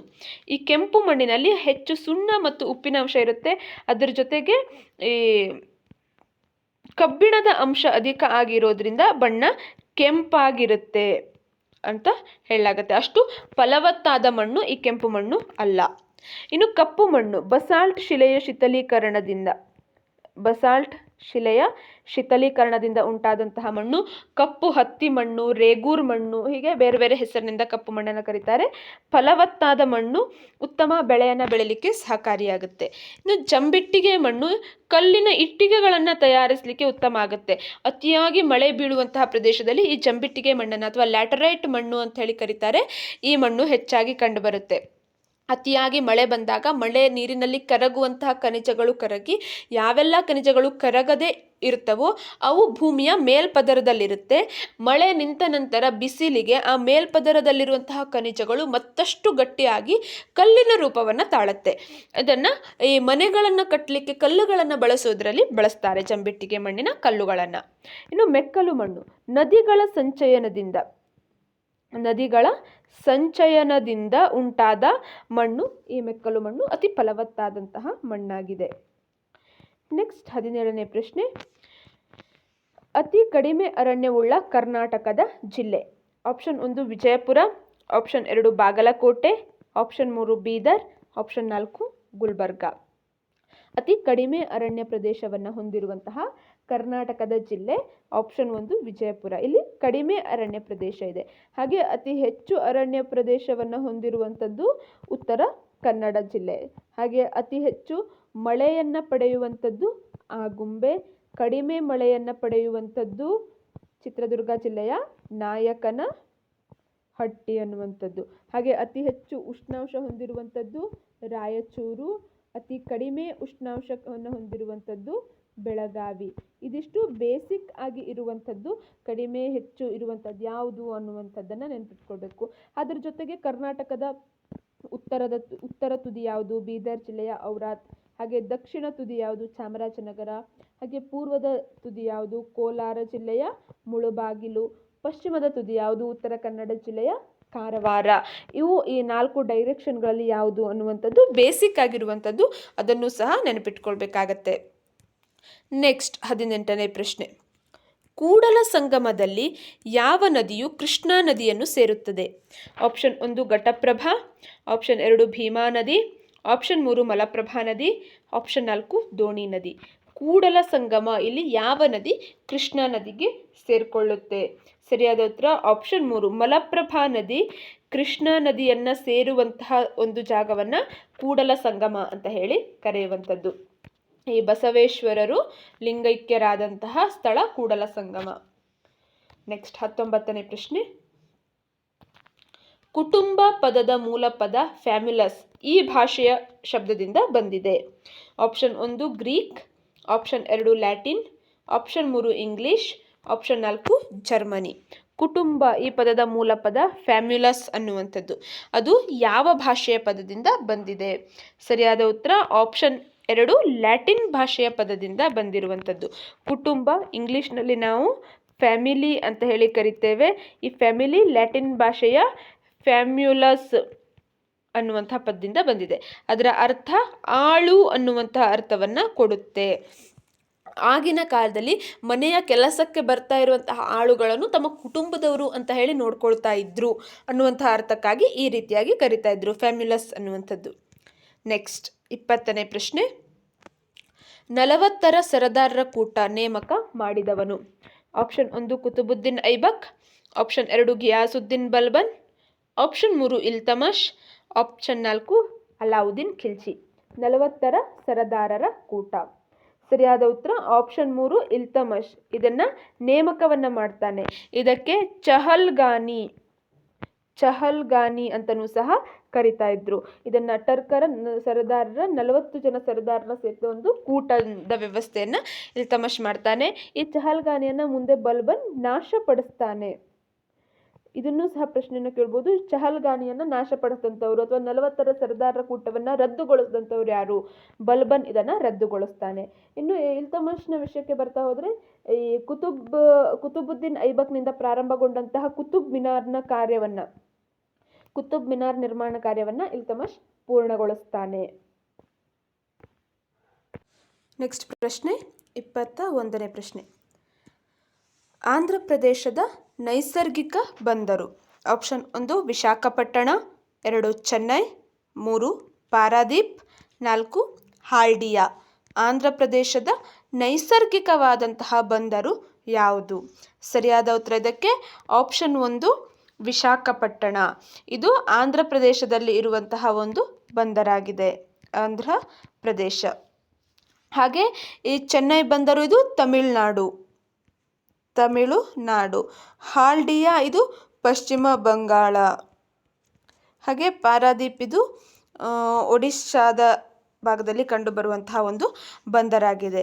ಇದು ವಿಶಾಖಪಟ್ಟಣ ಇದು ಆಂಧ್ರ ಪ್ರದೇಶದ ಒಂದು ಬಂದರಾಗಿದೆ. ನಮ್ಮ ಪಶ್ಚಿಮ ಭಾಗಕ್ಕೆ ಬಂದಾಗ ನವಮಂಗಳೂರು ಬಂದರಾಗಿರ್ಬೋದು, ಹಾಗೆ ಮುಂಬೈ ಬಂದರು, ನೌಶೇವಾ ಬಂದರು, ಹಾಗೆ ಅದರ ಜೊತೆಗೆ ಕೊಚ್ಚಿ ಬಂದರು, ಇವೆಲ್ಲವೂ ಸಹ ಪಶ್ಚಿಮ ಭಾಗದಲ್ಲಿ ಬರುವಂತಹ ಬಂದರುಗಳಾಗಿದ್ದಾವೆ. ನೆಕ್ಸ್ಟ್ 22ನೇ ಪ್ರಶ್ನೆ. ಭಾರತದ ಹೆಬ್ಬಾಗಿಲು? Option 1 Navadehali, option 2 Calcutta, option 3 Bengaluru, option 4 Mumbai. ಸರಿಯಾದ ಉತ್ತರ ಆಪ್ಷನ್ 4 ಮುಂಬೈ. ಈ ಮುಂಬೈ ಬಂದರನ್ನ ಅಥವಾ ಮುಂಬೈ ಬಂದರು ಇದನ್ನ ಭಾರತದ ಹೆಬ್ಬಾಗಿಲು ಅಂತ ಹೇಳಿ ಕರೆಯುವಂಥದ್ದು. ಸರಿಯಾದ ಉತ್ತರ ಅದಕ್ಕೆ 4. ಹಾಗೆ ಕರ್ನಾಟಕ ಅಂತ ಬಂದಾಗ ಕರ್ನಾಟಕದ ಹೆಬ್ಬಾಗಿಲು ಅಂತ ಹೇಳಿ ಯಾವುದನ್ನ ಕರೀತಾರೆ ಅನ್ನುವಂಥ ಪ್ರಶ್ನೆ ಬಂದಾಗ ನವಮಂಗಳೂರು ಬಂದರನ್ನ ಕರ್ನಾಟಕದ ಹೆಬ್ಬಾಗಿಲು ಅಂತ ಹೇಳಿ ಕರೀತಾರೆ. ಅಗೇನ್ ಕರ್ನಾಟಕದ ಸರ್ವಕಾಲಿಕ ಬಂದರು ಅಂತ ಹೇಳಿ ಕರೆಯುವಂಥದ್ದು ಕಾರವಾರ ಬಂದರನ್ನ. ಇದನ್ನ ಕರ್ನಾಟಕದ ಸರ್ವ ಋತು ಬಂದರು ಅಂತ ಹೇಳಿ ಕರಿತೇವೆ. ಇನ್ನು ಮುಂಬೈ ಬಂದರು ಭಾರತದ ಹೆಬ್ಬಾಗಿಲು ಅಂತ ಹೇಳಿ ಕರಿತೇವೆ. ಹಾಗೆ ನೌಶೇವಾ ಬಂದರು ಅದರ ಸಮೀಪದಲ್ಲೇ ಇರುವಂಥದ್ದು. ಮುಂಬೈ ಬಂದರಿನ ಒತ್ತಡವನ್ನು ಕಡಿಮೆ ಮಾಡಲಿಕ್ಕಾಗಿ ನೌಶೇವಾ ಬಂದರನ್ನು ನಿರ್ಮಾಣ ಮಾಡಿದ್ದಾರೆ. ಹಾಗೆ ಮರ್ಮಗೋವಾ ಬಂದರು ಇದು ಗೋವಾ ರಾಜ್ಯದಲ್ಲಿ ಕಂಡುಬರುತ್ತೆ ಕರ್ನಾಟಕದಲ್ಲಿ. ಅಗೇನ್ ಹೇಳಿದ ಹಾಗೆ ನವಮಂಗಳೂರು ಬಂದರು. ಹಾಗೆ ಇನ್ನು ಕೇರಳದಲ್ಲಿ ಬಂದಾಗ ಕೊಚ್ಚಿನ್ ಬಂದರು, ಅರಬ್ಬಿ ಸಮುದ್ರದ ರಾಣಿ ಅಂತಲೂ ಸಹ ಕೊಚ್ಚಿನ್ ಬಂದರನ್ನು ಕರೀತಾರೆ. ನೆಕ್ಸ್ಟ್ 23ನೇ ಪ್ರಶ್ನೆ. ಇದನ್ನು ಮೂಲ ಕೈಗಾರಿಕೆ ಎಂದು ಕರೆಯುತ್ತಾರೆ? ಆಪ್ಷನ್ 1 ಸಕ್ಕರೆ ಕೈಗಾರಿಕೆ, ಆಪ್ಷನ್ 2 ಹತ್ತಿ ಬಟ್ಟೆ ಕೈಗಾರಿಕೆ, ಆಪ್ಷನ್ 3 ಕಬ್ಬಿಣ ಮತ್ತು ಉಕ್ಕಿನ ಕೈಗಾರಿಕೆ, ಆಪ್ಷನ್ 4 ಕಾಗದ ಕೈಗಾರಿಕೆ. ಮೂಲ ಕೈಗಾರಿಕೆ ಅಂತ ಹೇಳಿ ಕರೆಯುವಂಥದ್ದು. ಸರಿಯಾದ ಉತ್ತರ ಆಪ್ಷನ್ 3 ಕಬ್ಬಿಣ ಮತ್ತು ಉಕ್ಕಿನ ಕೈಗಾರಿಕೆ. ಎಲ್ಲ ಕೈಗಾರಿಕೆಗಳಿಗೂ ಮೂಲವಾದಂತಹ ಕೈಗಾರಿಕೆ ಅಂತ ಕರೆಯುವಂಥದ್ದು ಕಬ್ಬಿಣ ಮತ್ತು ಉಕ್ಕಿನ ಕೈಗಾರಿಕೆ. ಇದರಿಂದ ತಯಾರಾದಂತಹ ಯಂತ್ರಗಳನ್ನೇ ಇತರ ಕೈಗಾರಿಕೆಗಳು ಬಳಸೋ ಕಾರಣದಿಂದಾಗಿ ಇದನ್ನು ಮೂಲ ಕೈಗಾರಿಕೆ ಅಂತ ಹೇಳಿ ಕರೆಯುವಂಥದ್ದು. ಹತ್ತಿ ಬಟ್ಟೆ ಕೈಗಾರಿಕೆ ಇದೊಂದು ಜವಳಿ ಆಧಾರಿತ ಕೈಗಾರಿಕೆ. ಸಕ್ಕರೆ ಕೈಗಾರಿಕೆ ಕಬ್ಬು ಆಧಾರಿತವಾಗಿ ನಡೆಯುವಂಥದ್ದು. ಕಾಗದವು ಅಗೇನ್ ಈ ಯಾವುದು ತಿರುಳುಗಳು, ಮರದ ತಿರುಳುಗಳು ಅಥವಾ ಈ ಕೆಲವೊಂದಿಷ್ಟು ರದ್ದಿ ಕಾಗದಗಳನ್ನು ರಿಯೂಸ್ ಮಾಡುವಂಥದ್ದು ಇವುಗಳ ಮೂಲಕ ನಡೀತವೆ. ನೆಕ್ಸ್ಟ್ 24ನೇ ಪ್ರಶ್ನೆ. ಸಾಫ್ಟ್ವೇರ್ ಟೆಕ್ನಾಲಜಿ ಪಾರ್ಕ್ ಸ್ಥಾಪಿಸಲಾದ ವರ್ಷ. ಸಾಫ್ಟ್ವೇರ್ ಟೆಕ್ನಾಲಜಿ ಪಾರ್ಕ್ STPಗಳು ಅಂತೇಳಿ ಕರಿತೇವೆ. ಇದನ್ನು ಯಾವ ವರ್ಷದಿಂದ ಸ್ಥಾಪನೆ ಮಾಡಲಾಯಿತು? ಆಪ್ಷನ್ 1 1991, ಆಪ್ಷನ್ 2 1992, ಆಪ್ಷನ್ 3 1995 ಹಾಗೆ ಆಪ್ಷನ್ 4 1996. ಸಾಫ್ಟ್ವೇರ್ ಟೆಕ್ನಾಲಜಿ ಪಾರ್ಕ್ ಇದನ್ನು ಸ್ಥಾಪನೆ ಮಾಡಲಾದಂತಹ ವರ್ಷ. ಸರಿಯಾದ ಉತ್ತರ 1991ರಿಂದ ಸಾಫ್ಟ್ವೇರ್ ಟೆಕ್ನಾಲಜಿ ಪಾರ್ಕ್ಗಳನ್ನು ಕರ್ನಾಟಕದ ಬೇರೆ ಬೇರೆ ಭಾಗಗಳಲ್ಲಿ ಇದನ್ನು ಸ್ಥಾಪನೆಯನ್ನು ಮಾಡ್ತಾರೆ. ಸಾಫ್ಟ್ವೇರ್ಗಳ ಏನು ಇನ್ಫಾರ್ಮೇಷನ್ ಟೆಕ್ನಾಲಜಿ ಇದಕ್ಕಾಗಿ ಹೆಚ್ಚು ಒತ್ತನ್ನು ಕೊಡುವ ಕಾರಣಕ್ಕಾಗಿ. ನೆಕ್ಸ್ಟ್ 25ನೇ ಪ್ರಶ್ನೆ. ಭಾರತದಲ್ಲಿ ಆರ್ಥಿಕ ವರ್ಷದ ಮೊದಲ ದಿನ. ಆಪ್ಷನ್ 1 ಮಾರ್ಚ್ 1, ಆಪ್ಷನ್ 2 ಜನವರಿ 1, option 3 April 1, option 4 June 1. Economic year, ಭಾರತದ ಎಕನಾಮಿಕ್ ಇಯರ್ ಯಾವಾಗಿಂದ ಸ್ಟಾರ್ಟ್ ಆಗಿ ಯಾವಾಗ ಮುಗಿಯುತ್ತೆ ಅನ್ನುವಂಥದ್ದನ್ನು ನೋಡ್ತಾ ಹೋದರೆ ಸರಿಯಾದಂತಹ ಉತ್ತರ ಆಪ್ಷನ್ 3 ಏಪ್ರಿಲ್ 1ರಿಂದ ಪ್ರಾರಂಭ ಆಗುತ್ತೆ. ಏಪ್ರಿಲ್ 1ರಿಂದ ಪ್ರತಿ ವರ್ಷದ ಏಪ್ರಿಲ್ 1ರಿಂದ ನೆಕ್ಸ್ಟ್ ವರ್ಷದ ಮಾರ್ಚ್ 31ರವರೆಗೆ ಒಂದು ಆರ್ಥಿಕ ವರ್ಷ ಅಂತ ಹೇಳಿ ನಾವು ಕರಿತೇವೆ. ಹೇಗೆ ಕ್ಯಾಲೆಂಡರ್ ವರ್ಷ ಜನವರಿ 1ರಿಂದ ಡಿಸೆಂಬರ್ 31ರವರೆಗಿರುತ್ತೋ, ಹೇಗೆ ಅಕಾಡೆಮಿಕ್ ಇಯರ್ ಜೂನ್ನಿಂದ ನೆಕ್ಸ್ಟ್ ಮಾರ್ಚ್ನವರೆಗೆ ಏಪ್ರಿಲ್ ಮೇವರೆಗೆ ಇರುತ್ತೋ, ಹಾಗೆ ಈ ಒಂದು ಆರ್ಥಿಕ ವರ್ಷದ ಮೊದಲ ದಿನ ಏಪ್ರಿಲ್ 1 ಆಗಿದೆ. ನೆಕ್ಸ್ಟ್ 26ನೇ ಪ್ರಶ್ನೆ. ಭಾರತದಲ್ಲಿ ಅತಿ ಹೆಚ್ಚು ಭತ್ತ ಬೆಳೆಯುವ ರಾಜ್ಯ. Option 1 Pashchima Bangala, option 2 Karnataka, option 3 Tamil Nadu, option 4 Andhra Pradesh. ಸರಿಯಾದ ಉತ್ತರ ಇದಕ್ಕೆ ಆಪ್ಷನ್ 1 ಪಶ್ಚಿಮ ಬಂಗಾಳ ಭಾರತದಲ್ಲಿ ಅತಿ ಹೆಚ್ಚು ಭತ್ತವನ್ನು ಉತ್ಪಾದನೆ ಮಾಡುವಂತಹ ರಾಜ್ಯ ಆಗಿದೆ. ಕರ್ನಾಟಕದಲ್ಲಿ ನೋಡಿದಾಗ ರಾಯಚೂರು ಜಿಲ್ಲೆ ಕರ್ನಾಟಕದಲ್ಲಿ ಅತಿ ಹೆಚ್ಚು ಭತ್ತವನ್ನು ಬೆಳೆಯುವಂತಹ ಒಂದು ಜಿಲ್ಲೆಯಾಗಿದೆ. ಭಾರತ ದೇಶ ಅಂತ ಬಂದಾಗ ಪಶ್ಚಿಮ ಬಂಗಾಳ, ಕರ್ನಾಟಕ ಅಂತ ಬಂದಾಗ ರಾಯಚೂರು ಜಿಲ್ಲೆ ಅತಿ ಹೆಚ್ಚು ಭತ್ತವನ್ನು ಉತ್ಪಾದನೆ ಮಾಡ್ತವೆ. ನೆಕ್ಸ್ಟ್ 27ನೇ ಪ್ರಶ್ನೆ. ಕಾಮನ್ವೆಲ್ತ್ ರಾಷ್ಟ್ರ ಸಂಘದ ಕೇಂದ್ರ ಕಚೇರಿ. ಆಪ್ಷನ್ 1 ನ್ಯೂಯಾರ್ಕ್, ಆಪ್ಷನ್ 2 ಹೇಗ್, option 3 Washington DC, option 4 London. Commonwealth ಅಥವಾ ಬ್ರಿಟಿಷ್ ಕಾಮನ್ವೆಲ್ತ್ ನೇಷನ್ಸ್ ಅಂತಲೂ ಸಹ ಇದನ್ನ ಕರಿತಾ ಇದ್ರು. ಸ್ವತಂತ್ರ ಪೂರ್ವದಲ್ಲೇ ಇದ್ದಂತಹ ಒಂದು ಸಂಘ, ಕಾಮನ್ವೆಲ್ತ್ ರಾಷ್ಟ್ರಗಳ ಸಂಘ. ಇದರ ಕೇಂದ್ರ ಕಚೇರಿ ಇರುವಂಥದ್ದು ಆಪ್ಷನ್ 4 ಲಂಡನ್ನಲ್ಲಿ ಇದರ ಕೇಂದ್ರ ಕಚೇರಿ ಇದೆ. ನೆಕ್ಸ್ಟ್ 28ನೇ ಪ್ರಶ್ನೆ. ಭಾರತದ ಉಕ್ಕಿನ ಮನುಷ್ಯ ಎಂದು ಖ್ಯಾತರಾದವರು. Option 1 Subhash Chandra Bose, option 2 Sardar Vallabhbhai Patel, option 3 Bipin Chandrapal, option 4 Lala Lajpat Rai. ಯಾರನ್ನ ಭಾರತದ ಉಕ್ಕಿನ ಮನುಷ್ಯ ಅಂತ ಹೇಳಿ ಕರೀತಾರೆ? ಸರಿಯಾದ ಉತ್ತರ ಇದಕ್ಕೆ ಆಪ್ಷನ್ 2 ಸರ್ದಾರ್ ವಲ್ಲಭಾಯ್ ಪಟೇಲ್. ಇವರನ್ನ ಭಾರತದ ಉಕ್ಕಿನ ಮನುಷ್ಯ ಅಂತ ಹೇಳಿ ಕರೀತಾರೆ. ಸ್ವತಂತ್ರ ಬಂದ ನಂತರ ಜುನಾಗಢ ಹಾಗೆ ಕಾಶ್ಮೀರದ ಭಾಗ ಜೊತೆಗೆ ಹೈದರಾಬಾದ್ ಸಂಸ್ಥಾನ, ಈ 3 ಪ್ರದೇಶವನ್ನು ಭಾರತದ ಒಕ್ಕೂಟವನ್ನು ಸೇರಿಸಿದಂಥವರು ಈ ಸರ್ದಾರ್ ವಲ್ಲಭಾಯ್ ಪಟೇಲ್ ಅವರ ನೇತೃತ್ವದಲ್ಲಿ ಆ ಒಂದು ಭಾರತೀಯ ಸೈನ್ಯ ಸೇರಿಸುತ್ತೆ. ಈ ಎಲ್ಲ ಕಾರಣಕ್ಕಾಗಿ ಅದನ್ನು ಒಂದು ಸರ್ವಶಕ್ತಿಯಿಂದ ಈ 3 ಭಾಗವನ್ನು ಭಾರತದ ಸಂಸ್ಥಾನಕ್ಕೆ ಅಥವಾ ಭಾರತದ ಒಕ್ಕೂಟಕ್ಕೆ ಸೇರಿಸೋ ಕಾರಣಕ್ಕಾಗಿ ಅವರನ್ನು ಭಾರತದ ಉಕ್ಕಿನ ಮನುಷ್ಯ ಅಂತ ಹೇಳಿ ಕರೀತಾರೆ. ನೆಕ್ಸ್ಟ್ 29ನೇ ಪ್ರಶ್ನೆ. ಸಂಪತ್ತಿನ ಸೋರುವಿಕೆ ಸಿದ್ಧಾಂತ ಪ್ರತಿಪಾದಿಸಿದವರು. Option 1 Gopalakrishna Gokhale, option 2 Surendranath Banerjee, option 3 Dadabhai Naoroji, option 4 MG Ranade. ಸರಿಯಾದಂತಹ ಉತ್ತರ ಇದಕ್ಕೆ ಆಪ್ಷನ್ 3 ದಾದಾಬಾಯ್ ನವರೋಜಿ. ಭಾರತದ ವೃದ್ಧ ಪಿತಾಮಹ ಅಂತಲೂ ಇವ್ರನ್ನ ಕರೀತಾರೆ. ವೃದ್ಧ ಪಿತಾಮಹ. ಈ ದಾದಾಬಾಯ್ ನವರೋಜಿ ಅವರು ಸಂಪತ್ತಿನ ಸೋರುವಿಕೆ ಸಿದ್ಧಾಂತವನ್ನು ಪ್ರತಿಪಾದನೆ ಮಾಡ್ತಾರೆ. ಏನು ಹೇಳುತ್ತೆ ಸಂಪತ್ತಿನ ಸೋರುವಿಕೆ ಸಿದ್ಧಾಂತ?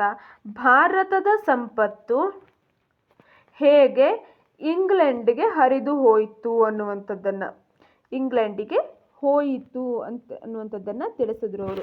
ಯಾವ ರೀತಿಯಾಗಿ ಭಾರತೀಯ ಸಂಪತ್ತು ಇಂಗ್ಲೆಂಡ್ಗೆ ಹರಿದು ಹೋಗ್ತಾ ಇದೆ ಅನ್ನುವಂಥದ್ದನ್ನು ತಿಳಿಸ್ತಾರೆ.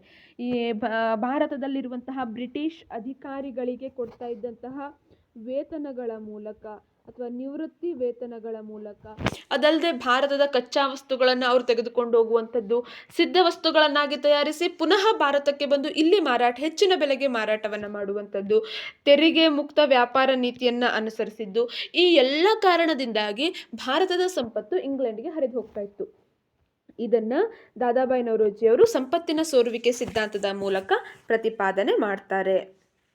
ನೆಕ್ಸ್ಟ್ 30ನೇ ಪ್ರಶ್ನೆ. ಜುನಾಗಢ ಸಂಸ್ಥಾನವನ್ನು ಈ ವರ್ಷದಲ್ಲಿ ಭಾರತದ ಒಕ್ಕೂಟಕ್ಕೆ ಸೇರ್ಪಡೆ ಮಾಡಲಾಯಿತು. Option 1 1949, option 2 1948, option 3 1950, option 4 1952. ಸರಿಯಾದ ಉತ್ತರ ಇದಕ್ಕೆ ಆಪ್ಷನ್ 1 1949ರಲ್ಲಿ ಈ ಒಂದು ಜುನಾಗಢ ಸಂಸ್ಥಾನವನ್ನು ಭಾರತಕ್ಕೆ ಸೇರ್ಪಡೆ ಮಾಡಲಾಯಿತು.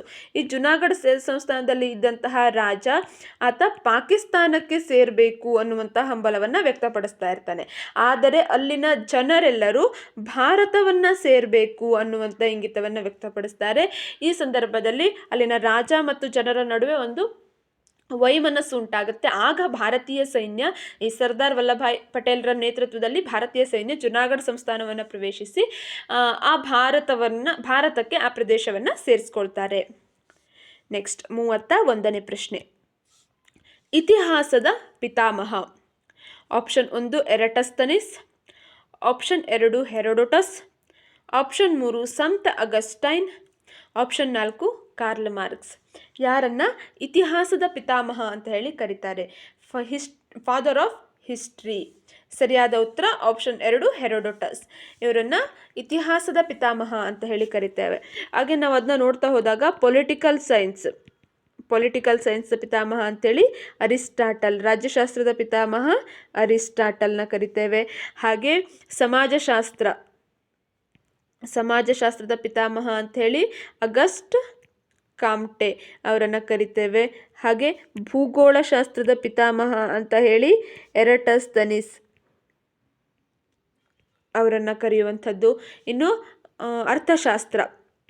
ಅರ್ಥಶಾಸ್ತ್ರದ ಪಿತಾಮಹ ಅಂತ ಹೇಳಿ ನಾವು ಕರೆಯುವಂಥದ್ದು ಆಡಮ್ ಸ್ಮಿತ್ ಅವರನ್ನು ಕರಿತೇವೆ.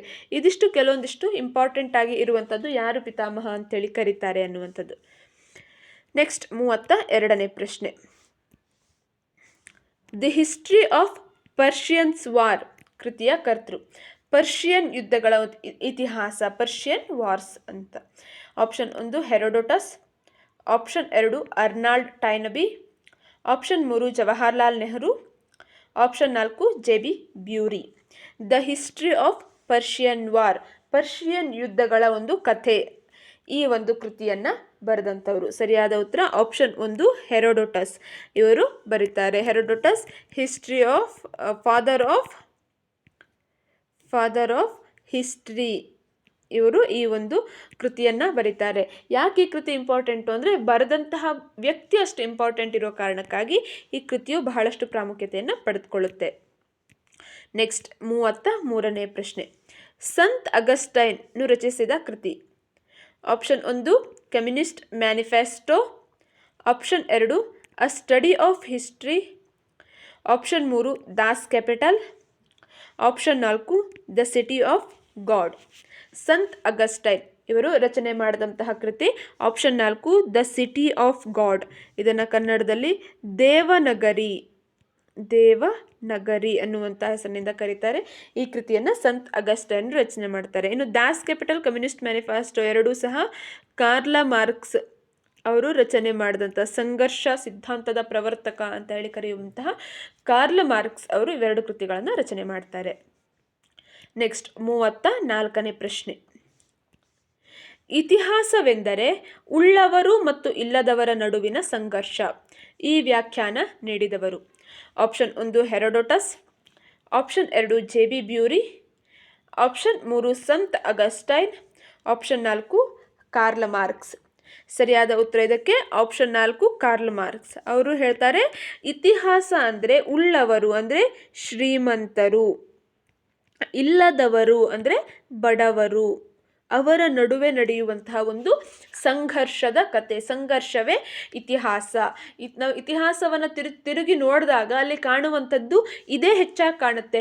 ಯಾರು ಉಳ್ಳವರಿರ್ತಾರೋ, ಯಾರು ಶ್ರೀಮಂತರು ಇರ್ತಾರೋ, ಯಾರು ಅಧಿಕಾರದಲ್ಲಿ ಹೆಚ್ಚಿರ್ತಾರೋ ಅವರು ಬಡವರ ಮೇಲೆ ಹೇಗೆ ಶೋಷಣೆಯನ್ನು ಮಾಡಿದ್ರು ಅನ್ನುವಂಥದ್ದನ್ನು ತಿಳಿಸುತ್ತೆ. ಅದನ್ನು ಕಾರ್ಲ್ ಮಾರ್ಕ್ಸ್ ಅವರು ಹೇಳ್ತಾರೆ.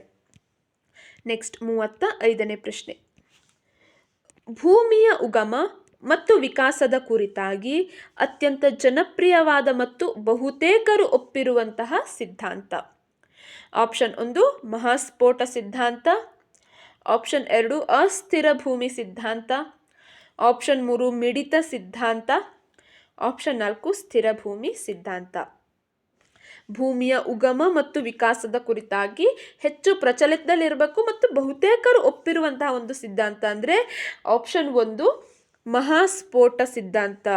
ಭೂಮಿ ಮೊದಲು ಈ ಬೆಂಕಿಯ ಉಂಡೆಯ ರೀತಿಯಲ್ಲಿತ್ತು, ದೊಡ್ಡದಾಗಿ ಸ್ಫೋಟ ಆಯಿತು, ಅದಾದ ನಂತರ ತಂಪಾಗಿ ಶೀತವಾದಂಥ ಶೀತಯುಗ ಪ್ರಾರಂಭ ಆಯಿತು. ಈ ರೀತಿಯಾಗಿ ಮಹಾಸ್ಫೋಟ ಸಿದ್ಧಾಂತ ಅಂತಿರುವಂಥ ಸಿದ್ಧಾಂತವನ್ನು ಹೆಚ್ಚು ಜನರು ಒಪ್ಪಿಕೊಂಡಿದ್ದಾರೆ. ನೆಕ್ಸ್ಟ್ 36ನೇ ಪ್ರಶ್ನೆ. ಪ್ರಾಣಿ ಪ್ರಭೇದದ ಉಗಮದ ಪ್ರಥಮ ರೂಪ. ಆಪ್ಷನ್ 1 ಶಿಲೀಂಧ್ರ, option 2 bacteria, option 3 virus, option 4 protozoa. ಪ್ರಾಣಿ ಪ್ರಭೇದದ ಉಗಮದ ಪ್ರಥಮ ರೂಪ ಯಾವುದು?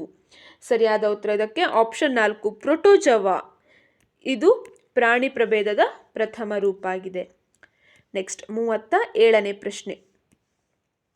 The origin of the species ಕೃತಿಯನ್ನು ರಚಿಸಿದವರು.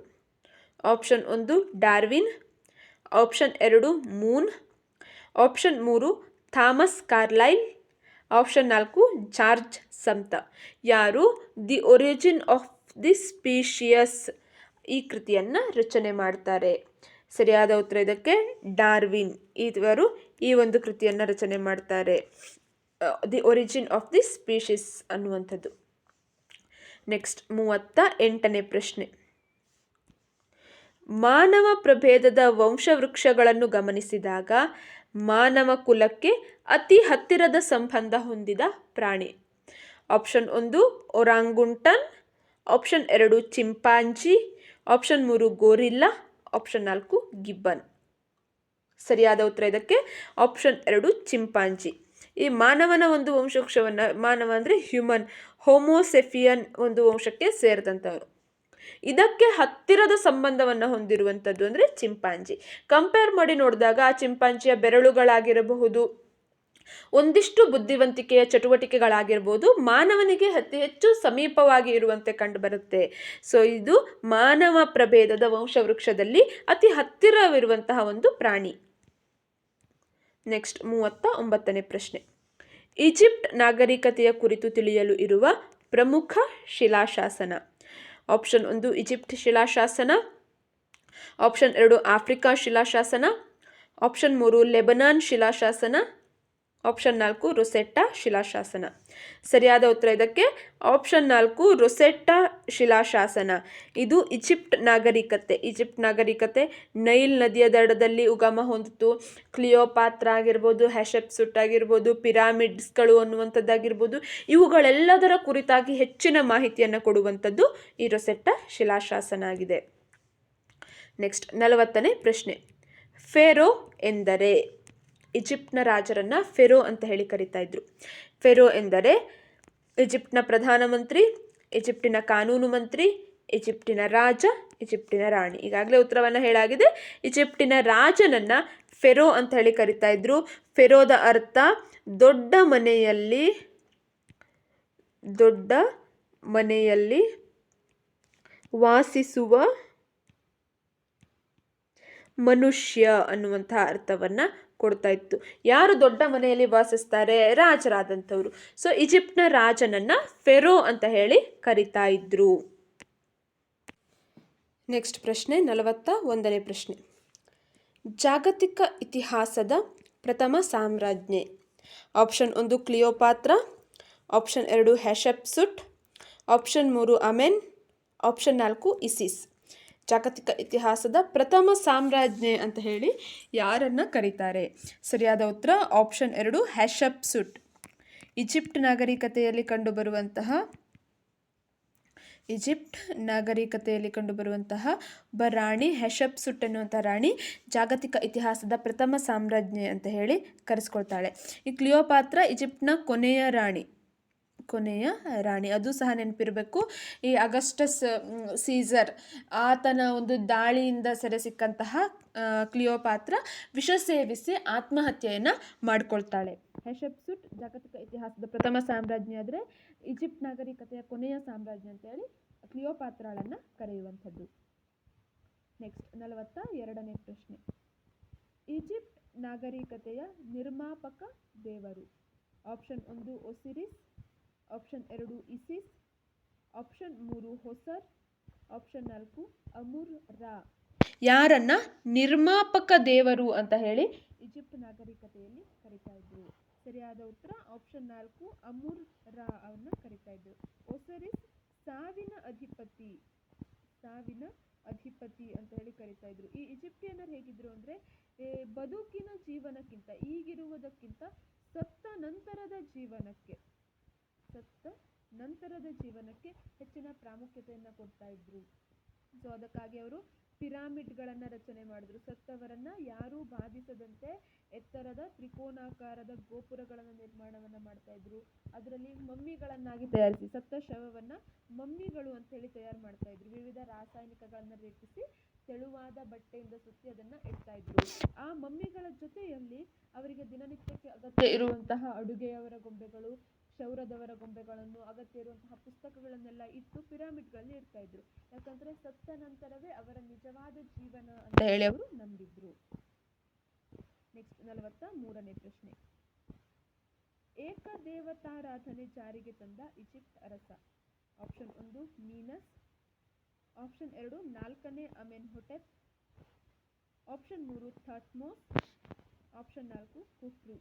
ಯಾರು ಏಕದೇವತಾ ಆರಾಧನೆಯನ್ನ, ಈಜಿಪ್ಟ್ನ ಅರಸರಲ್ಲಿ ಯಾವ ಅರಸ ಏಕದೇವತಾ ಆರಾಧನೆಯನ್ನು ಜಾರಿಗೆ ತರ್ತಾರೆ? ಸರಿಯಾದ ಉತ್ತರ ಆಪ್ಷನ್ 2 4ನೇ ಅಮೆನ್ಹೊಟೆಪ್. ನೆಕ್ಸ್ಟ್ 44ನೇ ಪ್ರಶ್ನೆ. ಈಜಿಪ್ಟಿಯನ್ನರ ಬರವಣಿಗೆ ಯಾವುದು ಈಜಿಪ್ಟಿಯನ್ನರ ಬರವಣಿಗೆಯಾಗಿತ್ತು? ಆಪ್ಷನ್ 1 ಕ್ಯುನಿಫಾರ್ಮ್, ಆಪ್ಷನ್ 2 ಅಕ್ಷರಲಿಪಿ, ಆಪ್ಷನ್ 3 ಹೈರೋಗ್ಲೈಫಿಕ್ಸ್, ಆಪ್ಷನ್ 4 ಸಂಖ್ಯಾಲಿಪಿ. ಸರಿಯಾದ ಉತ್ತರ ಆಪ್ಷನ್ 3 ಹೈರೋಗ್ಲೈಫಿಕ್ಸ್ ಅನ್ನುವಂಥದ್ದು. ಇದನ್ನ ಪವಿತ್ರ ಬರವಣಿಗೆ ಅಂತನೂ ಸಹ ಕರಿತಾ ಇದ್ರು. ಇನ್ನು ಕ್ಯೂನಿಫಾರ್ಮ್ ಇದು ಮೆಸೊಪೊಟೇಮಿಯನ್ನರ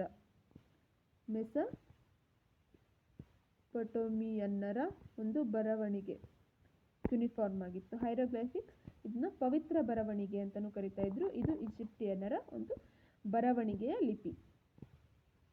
ನೆಕ್ಸ್ಟ್ 45ನೇ ಪ್ರಶ್ನೆ. ಈಜಿಪ್ಟ್ ಜನರು ಕಂಡುಹಿಡಿದ ನೆರಳಿನ ಗಡಿಯಾರವನ್ನು ಇಟ್ಟ ಸಂಗ್ರಹಾಲಯ? ಆಪ್ಷನ್ 1 ಬರ್ಲಿನ್ ಸಂಗ್ರಹಾಲಯ, ಆಪ್ಷನ್ 2 ಲೋರ್ ಸಂಗ್ರಹಾಲಯ, ಆಪ್ಷನ್ 3 ಪ್ಯಾರಿಸ್ ಸಂಗ್ರಹಾಲಯ, ಆಪ್ಷನ್ 4 ಲಂಡನ್ ಸಂಗ್ರಹಾಲಯ. ಸರಿಯಾದಂತಹ ಉತ್ತರ ಇದಕ್ಕೆ ಆಪ್ಷನ್ 1 ಬರ್ಲಿನ್ ಸಂಗ್ರಹಾಲಯ. ಇಲ್ಲಿ ಅವರ ನೆರಳಿನ ಗಡಿಯಾರವನ್ನ ಇಟ್ಟಿದ್ದಾರೆ. ಸಮಯವನ್ನ ಅಂದಾಜು ಮಾಡಲಿಕ್ಕಾಗಿ ಅವರು ನೆರಳಿನ ಗಡಿಯಾರವನ್ನ ಅವಲಂಬಿಸಿದ್ರು. ಸೂರ್ಯನ ನೆರಳು ಹೇಗೆ ಆ ಒಂದು ಗಡಿಯಾರದ ಮೇಲೆ ಬಿದ್ದು ಯಾವ ಆ್ಯಂಗಲ್ನಲ್ಲಿ ತಿರುಗುತ್ತೋ ಆ ಒಂದು ಅಂದಾಜಿನ ಮೇಲೆ ಅವರು ಸಮಯವನ್ನು ಅಂದಾಜು ಮಾಡ್ತಾ ಇದ್ರು. ಸಮಯವನ್ನ ತಿಳಿಲಿಕ್ಕಾಗಿ ಅವರು ಬಳಕೆಯನ್ನು ಮಾಡಿದ್ದು ಈ ನೆರಳಿನ ಗಡಿಯಾರವನ್ನ. ಅದನ್ನ ಬರ್ಲಿನ್ ಸಂಗ್ರಹಾಲಯದಲ್ಲಿ ಸಂಗ್ರಹಿಸಿ ಇಡಲಾಗಿದೆ. ನೆಕ್ಸ್ಟ್ 46ನೇ ಪ್ರಶ್ನೆ. ಏಕಶಿಲೆಯಲ್ಲಿ ದೊಡ್ಡದಾದ ಸ್ಫಿಂಕ್ಸ್ ಅನ್ನು ಕೆತ್ತಿದವನು? Option 1 Amenhotep, option 2 Khafre, option 3 Osiris, option 4 Menes. ಸರಿಯಾದಂತಹ ಉತ್ತರ ಇದಕ್ಕೆ ಆಪ್ಷನ್ 2 ಖಾಫ್ರೆ ಅನ್ನುವಂತಹ ಒಬ್ಬ ಅರಸ ಈ ಅತಿ ದೊಡ್ಡದಾದಂತಹ ಸ್ಫಿಂಕ್ಸ್ ಅನ್ನ ಏಕಶಿಲೆಯಲ್ಲಿ, ಒಂದೇ ಶಿಲೆಯಲ್ಲಿ ಕಟ್ತಾನೆ. ಸ್ಫಿಂಕ್ಸ್ ಅಂದ್ರೆ ಏನು? ಮನುಷ್ಯ ದೇಹ ಅಥವಾ ಮನುಷ್ಯನ ಮುಖವನ್ನ ಹೊಂದಿರಬೇಕು, ಸಿಂಹದ ಶರೀರವನ್ನ ಹೊಂದಿರಬೇಕು. ಸಿಂಹ ಶರೀರ, ಮನುಷ್ಯ ಮುಖವನ್ನ ಹೊಂದಿರುವಂತಹ ಒಂದು ರೀತಿಯಾದಂತಹ ಪ್ರತಿಮೆಗೆ ಸ್ಫಿಂಕ್ಸ್ ಅಂತ ಹೇಳಿ ಕರೆದ್ರು. ಇದನ್ನು ಏಕಶಿಲೆಯಲ್ಲಿ ಅತಿ ದೊಡ್ಡದಾಗಿ ಕಟ್ಟಿದಂಥವನು ಕಾಫ್ರೆ ಅನ್ನುವಂತಹ ಅರಸ. ನೆಕ್ಸ್ಟ್ 47ನೇ ಪ್ರಶ್ನೆ. ಗೀಝಾ ಪಿರಾಮಿಡ್ ಕೆಳಗಿನ ಯಾವ ಸಾಮ್ರಾಟನ ಗೋರಿಯಾಗಿದೆ? Option 1 Menes, option 2 Amenhotep, option 3 Khufu, option 4 Thutmose. ಸರಿಯಾದಂತಹ ಉತ್ತರ ಇದಕ್ಕೆ ಆಪ್ಷನ್ 3 ಖುಫುವಿನ ಒಂದು ಗೋರಿಯಾಗಿದೆ. ಅತಿ ದೊಡ್ಡ ಪಿರಾಮಿಡ್ ಅಂದರೆ ಈ ಗೀಝಾದ ಪಿರಾಮಿಡ್ ಆಗಿದೆ. ಇದು ಅರಸ ಖುಫುವಿನ ಒಂದು ಗೋರಿಯಾಗಿದೆ. ಈ ಪ್ರಾರಂಭದಲ್ಲಿ ಬೆಟ್ಟ ಗುಡ್ಡಗಳಲ್ಲೇ ಇವರು ಗೋರಿಗಳನ್ನು ಮಾಡ್ತಾ ಇದ್ರು. ಆಗ ಏನು ಸಮಸ್ಯೆ ಬರ್ತಾ ಇರಲಿಲ್ಲ. ನೆಕ್ಸ್ಟ್ ಪಶ್ಚಿಮಕ್ಕೆ ಬರ್ತಾ ಹೋದಾಗ ಮರಳು ಇರುವಂತಹ ಬಯಲು ಪ್ರದೇಶದಲ್ಲಿ ಇವರು ಈ ಪಿರಾಮಿಡ್ಗಳನ್ನ ನಿರ್ಮಾಣ ಮಾಡಬೇಕಾದಂತಹ ಪರಿಸ್ಥಿತಿ ಬರುತ್ತೆ. ಆಗ ಸಾಮ್ರಾಟರು ಒಬ್ಬರ ನಂತರ ಒಬ್ಬರಂತೆ ಒಂದು ರೀತಿಯ ಕಾಂಪಿಟೇಷನ್ನಲ್ಲಿ ದೊಡ್ಡದಾದಂತಹ ಪಿರಾಮಿಡ್ಗಳನ್ನ ಕಟ್ಟಲಿಕ್ಕೆ ಪ್ರಾರಂಭವನ್ನು ಮಾಡ್ತಾರೆ. ಆ ರೀತಿಯಲ್ಲಿ ನಿರ್ಮಾಣ ಆದಂತಹ ಗಿಜಾ ಪಿರಾಮಿಡ್ ಖುಫು ಅರಸನ ಒಂದು ಗೋರಿ ಆಗಿದೆ. ನೆಕ್ಸ್ಟ್ 48ನೇ ಪ್ರಶ್ನೆ. ಮಧ್ಯಕಾಲೀನ ಯುರೋಪಿನ ಕತ್ತಲೆಯ ಯುಗ. ಆಪ್ಷನ್ 1 ಆರಂಭಿಕ ಮಧ್ಯಯುಗ, ಆಪ್ಷನ್ 2 ಉನ್ನತ ಮಧ್ಯಯುಗ, ಆಪ್ಷನ್ 3 ನಂತರದ ಮಧ್ಯಯುಗ, ನೆಕ್ಸ್ಟ್ ಆಪ್ಷನ್ 4 ಉತ್ತರ ಮಧ್ಯಯುಗ. ಸರಿಯಾದಂತಹ ಉತ್ತರ ಇದಕ್ಕೆ ಆಪ್ಷನ್ 1 ಆರಂಭಿಕ ಮಧ್ಯಯುಗವನ್ನು ಮಧ್ಯಕಾಲೀನ ಕತ್ತಲೆಯ ಯುಗ ಅಂತ ಹೇಳಿ ಕರೆಯುವಂಥದ್ದು. ನೆಕ್ಸ್ಟ್ 49ನೇ ಪ್ರಶ್ನೆ. ಮೊದಲ ಪೋಪ್.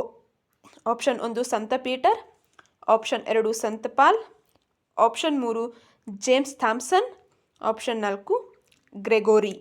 ಯಾರನ್ನ ಮೊದಲ ಪೋಪ ಅಂತ ಹೇಳಿ ಕರೆಯುವಂಥದ್ದು? ಸರಿಯಾದ ಉತ್ತರ ಆಪ್ಷನ್ 1 ಸಂತ ಪೀಟರ್ ತನ್ನನ್ನು ಮೊದಲ ಪೋಪ್ ಅಂತ ಹೇಳಿ ಕರೆದಿರುವಂಥದ್ದು.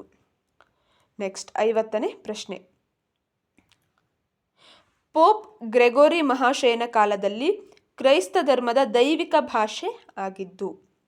Option 1 Italian, option 2 Greek, option 3 Latin, option 4 French. ಸರಿಯಾದ ಉತ್ತರ ಇದಕ್ಕೆ ಆಪ್ಷನ್ 3 ಲ್ಯಾಟಿನ್ ಭಾಷೆ ಈ ಕ್ರೈಸ್ತ ಧರ್ಮದ ಒಂದು ದೈವಿಕ ಭಾಷೆ ಆಗುತ್ತೆ. ಪೋಪ್ ಗ್ರೆಗೋರಿ ಈ ಮಹಾಶಯನ ಒಂದು ಅವಧಿಯಲ್ಲಿ ಲ್ಯಾಟಿನ್ ಭಾಷೆಯನ್ನು ಕ್ರೈಸ್ತ ಧರ್ಮದ ಧರ್ಮ ಭಾಷೆ ಅಂತ ಹೇಳಿ ಅವರು ಒಪ್ಕೊಳ್ತಾರೆ. ನೆಕ್ಸ್ಟ್ 51ನೇ ಪ್ರಶ್ನೆ. ಪೋಪನ ಆಸ್ಥಾನವನ್ನು ಅವಿಗ್ನಾನ್ ನಗರಕ್ಕೆ ವರ್ಗಾಯಿಸಿದ pop? Option 1 8ನೇ ಬೊನಿಫೇಸ್, option 2 11ನೇ Gregory, option 3 5ನೇ ಕ್ಲೆಮೆಂಟ್, ಆಪ್ಷನ್ 4 6ನೇ ಅರ್ಬನ್.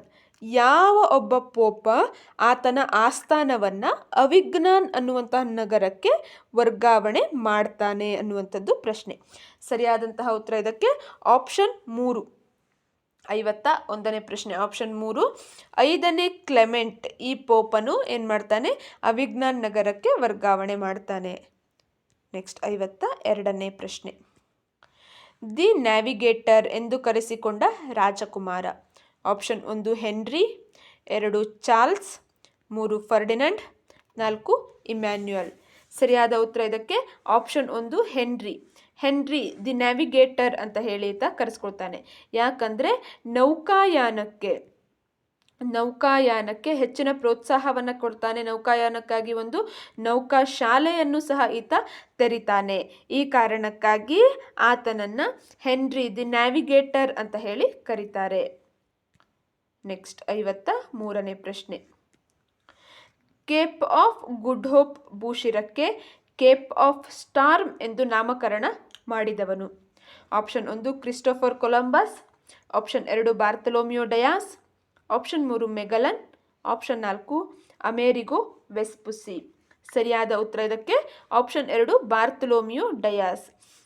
ಈತ ಏನು ಮಾಡ್ತಾನೆ? ಭಾರತವನ್ನು ಹುಡುಕಬೇಕು ಅಂತ ಹೇಳಿ ಯುರೋಪ್ ಖಂಡಗಳಿಂದ ಹೊರಟು ಈ ದಕ್ಷಿಣ ಆಫ್ರಿಕಾದ ತುದಿಯಲ್ಲಿರುವಂತಹ ಈ ಒಂದು ಭೂಶಿರಕ್ಕೆ ಬರ್ತಾನೆ. ಅವನಲ್ಲಿ ಬರುವಾಗ ನೆಕ್ಸ್ಟ್ ಮುಂದೆ ಹೋಗಲಿಕ್ಕೆ ಆತನಿಗೆ ಸಾಧ್ಯ ಆಗೋದಿಲ್ಲ. ಯಾಕಂದರೆ ಆ ಭಾಗದಲ್ಲಿರುವಂತಹ ಅತಿಯಾದ ಬಿರುಗಾಳಿಯನ್ನು ನೋಡಿ ಆತ ಮುಂದೆ ಹೋಗೋದಿಲ್ಲ.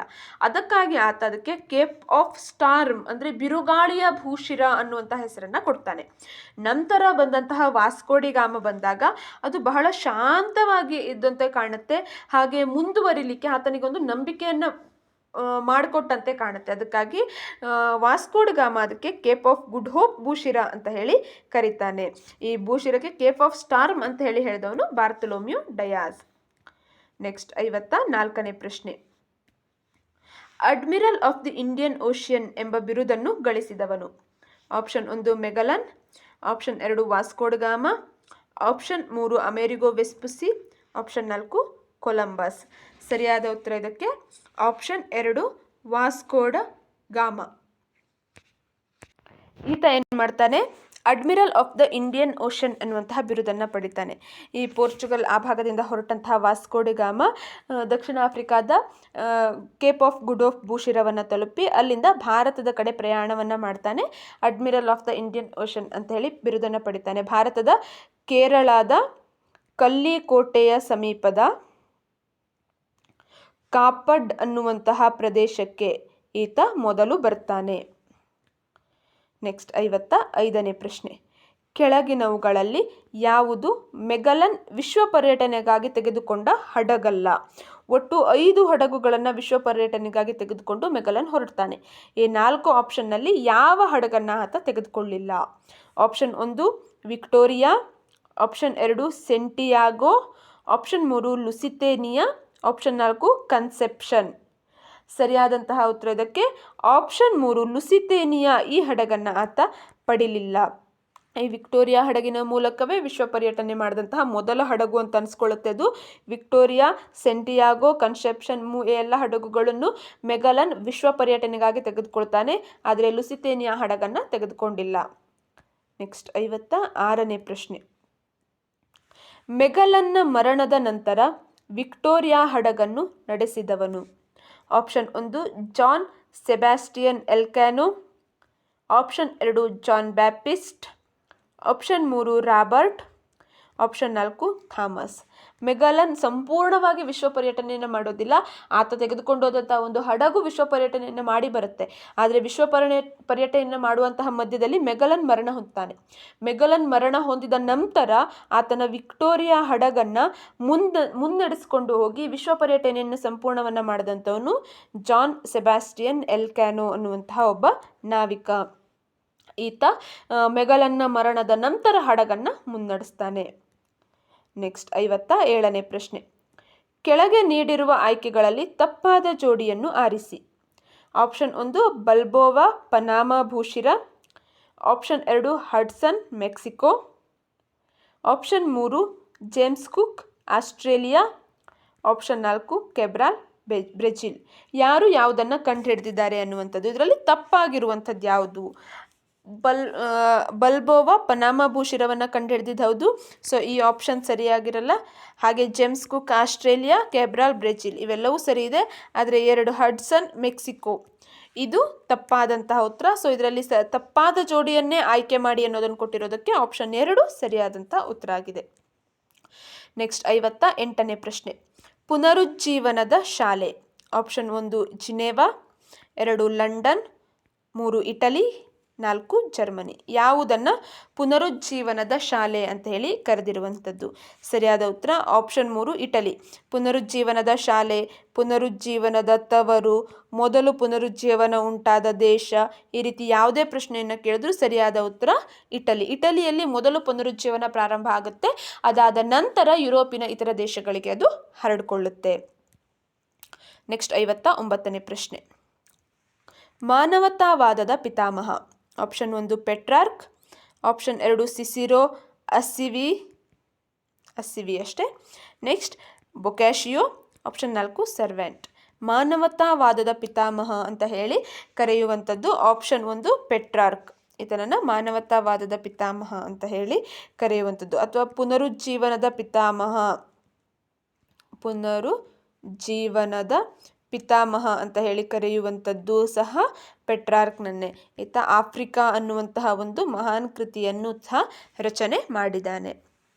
ನೆಕ್ಸ್ಟ್ 60ನೇ ಪ್ರಶ್ನೆ, ಕೊನೆಯ ಪ್ರಶ್ನೆ. ಪ್ರೈಸ್ ಆ್ಯಂಡ್ ಪಾಲಿ ಕೃತಿಯ ಕರ್ತೃ. Option 1 Edmund Spenser, option 2 Erasmus, option 3 Shakespeare, option 4 Machiavelli. ಸರಿಯಾದಂತಹ ಉತ್ತರ ಇದಕ್ಕೆ ಆಪ್ಷನ್ 2 ಎರಾಸ್ಮಸ್ ಇವರು ರಚನೆ ಮಾಡಿದಂತಹ ಒಂದು ಕೃತಿ ಪ್ರೈಸ್ ಆ್ಯಂಡ್ ಪಾಲಿ ಅನ್ನುವಂಥದ್ದು. ಈ ಕೃತಿಗಳು ಹೊಂದಿಸಿ ಬರೆಯಿರಿ ಅಥವಾ ಸರಿಯಾದ ಜೋಡಿಯನ್ನು ಆರಿಸಿ ಈ ರೀತಿಯಾಗಿ ಕೇಳುವಂಥ ಚಾನ್ಸಸ್ ತುಂಬ ಇರುತ್ತೆ. ಸೊ ಕೃತಿಗಳು ಮತ್ತು ಅದರ ಕರ್ತೃಗಳನ್ನು ನೆನಪಿಟ್ಕೊಳ್ಳುವಂಥದ್ದು ತುಂಬ ಇಂಪಾರ್ಟೆಂಟ್ ಆಗಿದೆ. ಒಟ್ಟು 60 ಪ್ರಶ್ನೆಗಳನ್ನು ಈ ಒಂದು ವಿಡಿಯೋದಲ್ಲಿ ನಾವು ನೋಡಿದ್ವಿ. 60 ಬೇರೆ ಬೇರೆ ರೀತಿಯಾದಂತಹ ಪ್ರಶ್ನೆಗಳನ್ನ ನಾವು ಇದರಲ್ಲಿ ನೋಡಿದ್ವಿ. ಇಲ್ಲಿಯವರೆಗೆ ವಿಡಿಯೋವನ್ನು ಸ್ಕಿಪ್ ಮಾಡದೆ ಕೊನೆಯವರೆಗೂ ನೋಡಿದ್ದಕ್ಕಾಗಿ ನಿಮಗೆ ಧನ್ಯವಾದಗಳನ್ನು ತಿಳಿಸ್ತಾ, ಹಾಗೆ ನೆಕ್ಸ್ಟ್ ವಿಡಿಯೋದಲ್ಲಿ ಇನ್ನೂ ಒಂದಿಷ್ಟು 60 ಪ್ರಶ್ನೆಗಳನ್ನು ಕಲೆಕ್ಟ್ ಮಾಡಿ ಅವುಗಳನ್ನು MCQ ಕ್ವಶನ್ಗಳನ್ನು ಯಾವ ರೀತಿಯಾಗಿ ಅನಾಲಿಸಿಸ್ ಮಾಡಬೇಕು, ಅದರ ಸುತ್ತಲೂ ಇರುವಂತಹ ಒಂದಿಷ್ಟು ಇನ್ಫಾರ್ಮೇಷನ್ಗಳನ್ನು ನಿಮಗೆ ತಿಳಿಸುವಂತಹ ಪ್ರಯತ್ನವನ್ನು ಮುಂದಿನ ವೀಡಿಯೋಸ್ಗಳಲ್ಲಿ ನಾನು ಮಾಡ್ತೇನೆ ಅನ್ನೋದನ್ನು ನಿಮ್ಗೆ ಹೇಳ್ತಾ, ಇಷ್ಟೊತ್ತುವರೆಗೆ ವಿಡಿಯೋವನ್ನು ನೋಡಿದ್ದಕ್ಕಾಗಿ ಧನ್ಯವಾದಗಳು. ಹಾಗೆ ವಿಡಿಯೋವನ್ನು ಲೈಕ್ ಮಾಡಿ, ಶೇರ್ ಮಾಡಿ, ಹಾಗೆ ಇನ್ನೂ ಚಾನಲನ್ನು ಸಬ್ಸ್ಕ್ರೈಬ್ ಆಗದೆ ವಿಡಿಯೋವನ್ನು ನೋಡ್ತಾ ಇದ್ದರೆ ದಯವಿಟ್ಟು ಚಾನಲನ್ನು ಸಬ್ಸ್ಕ್ರೈಬ್ ಆಗಿ. Thank you.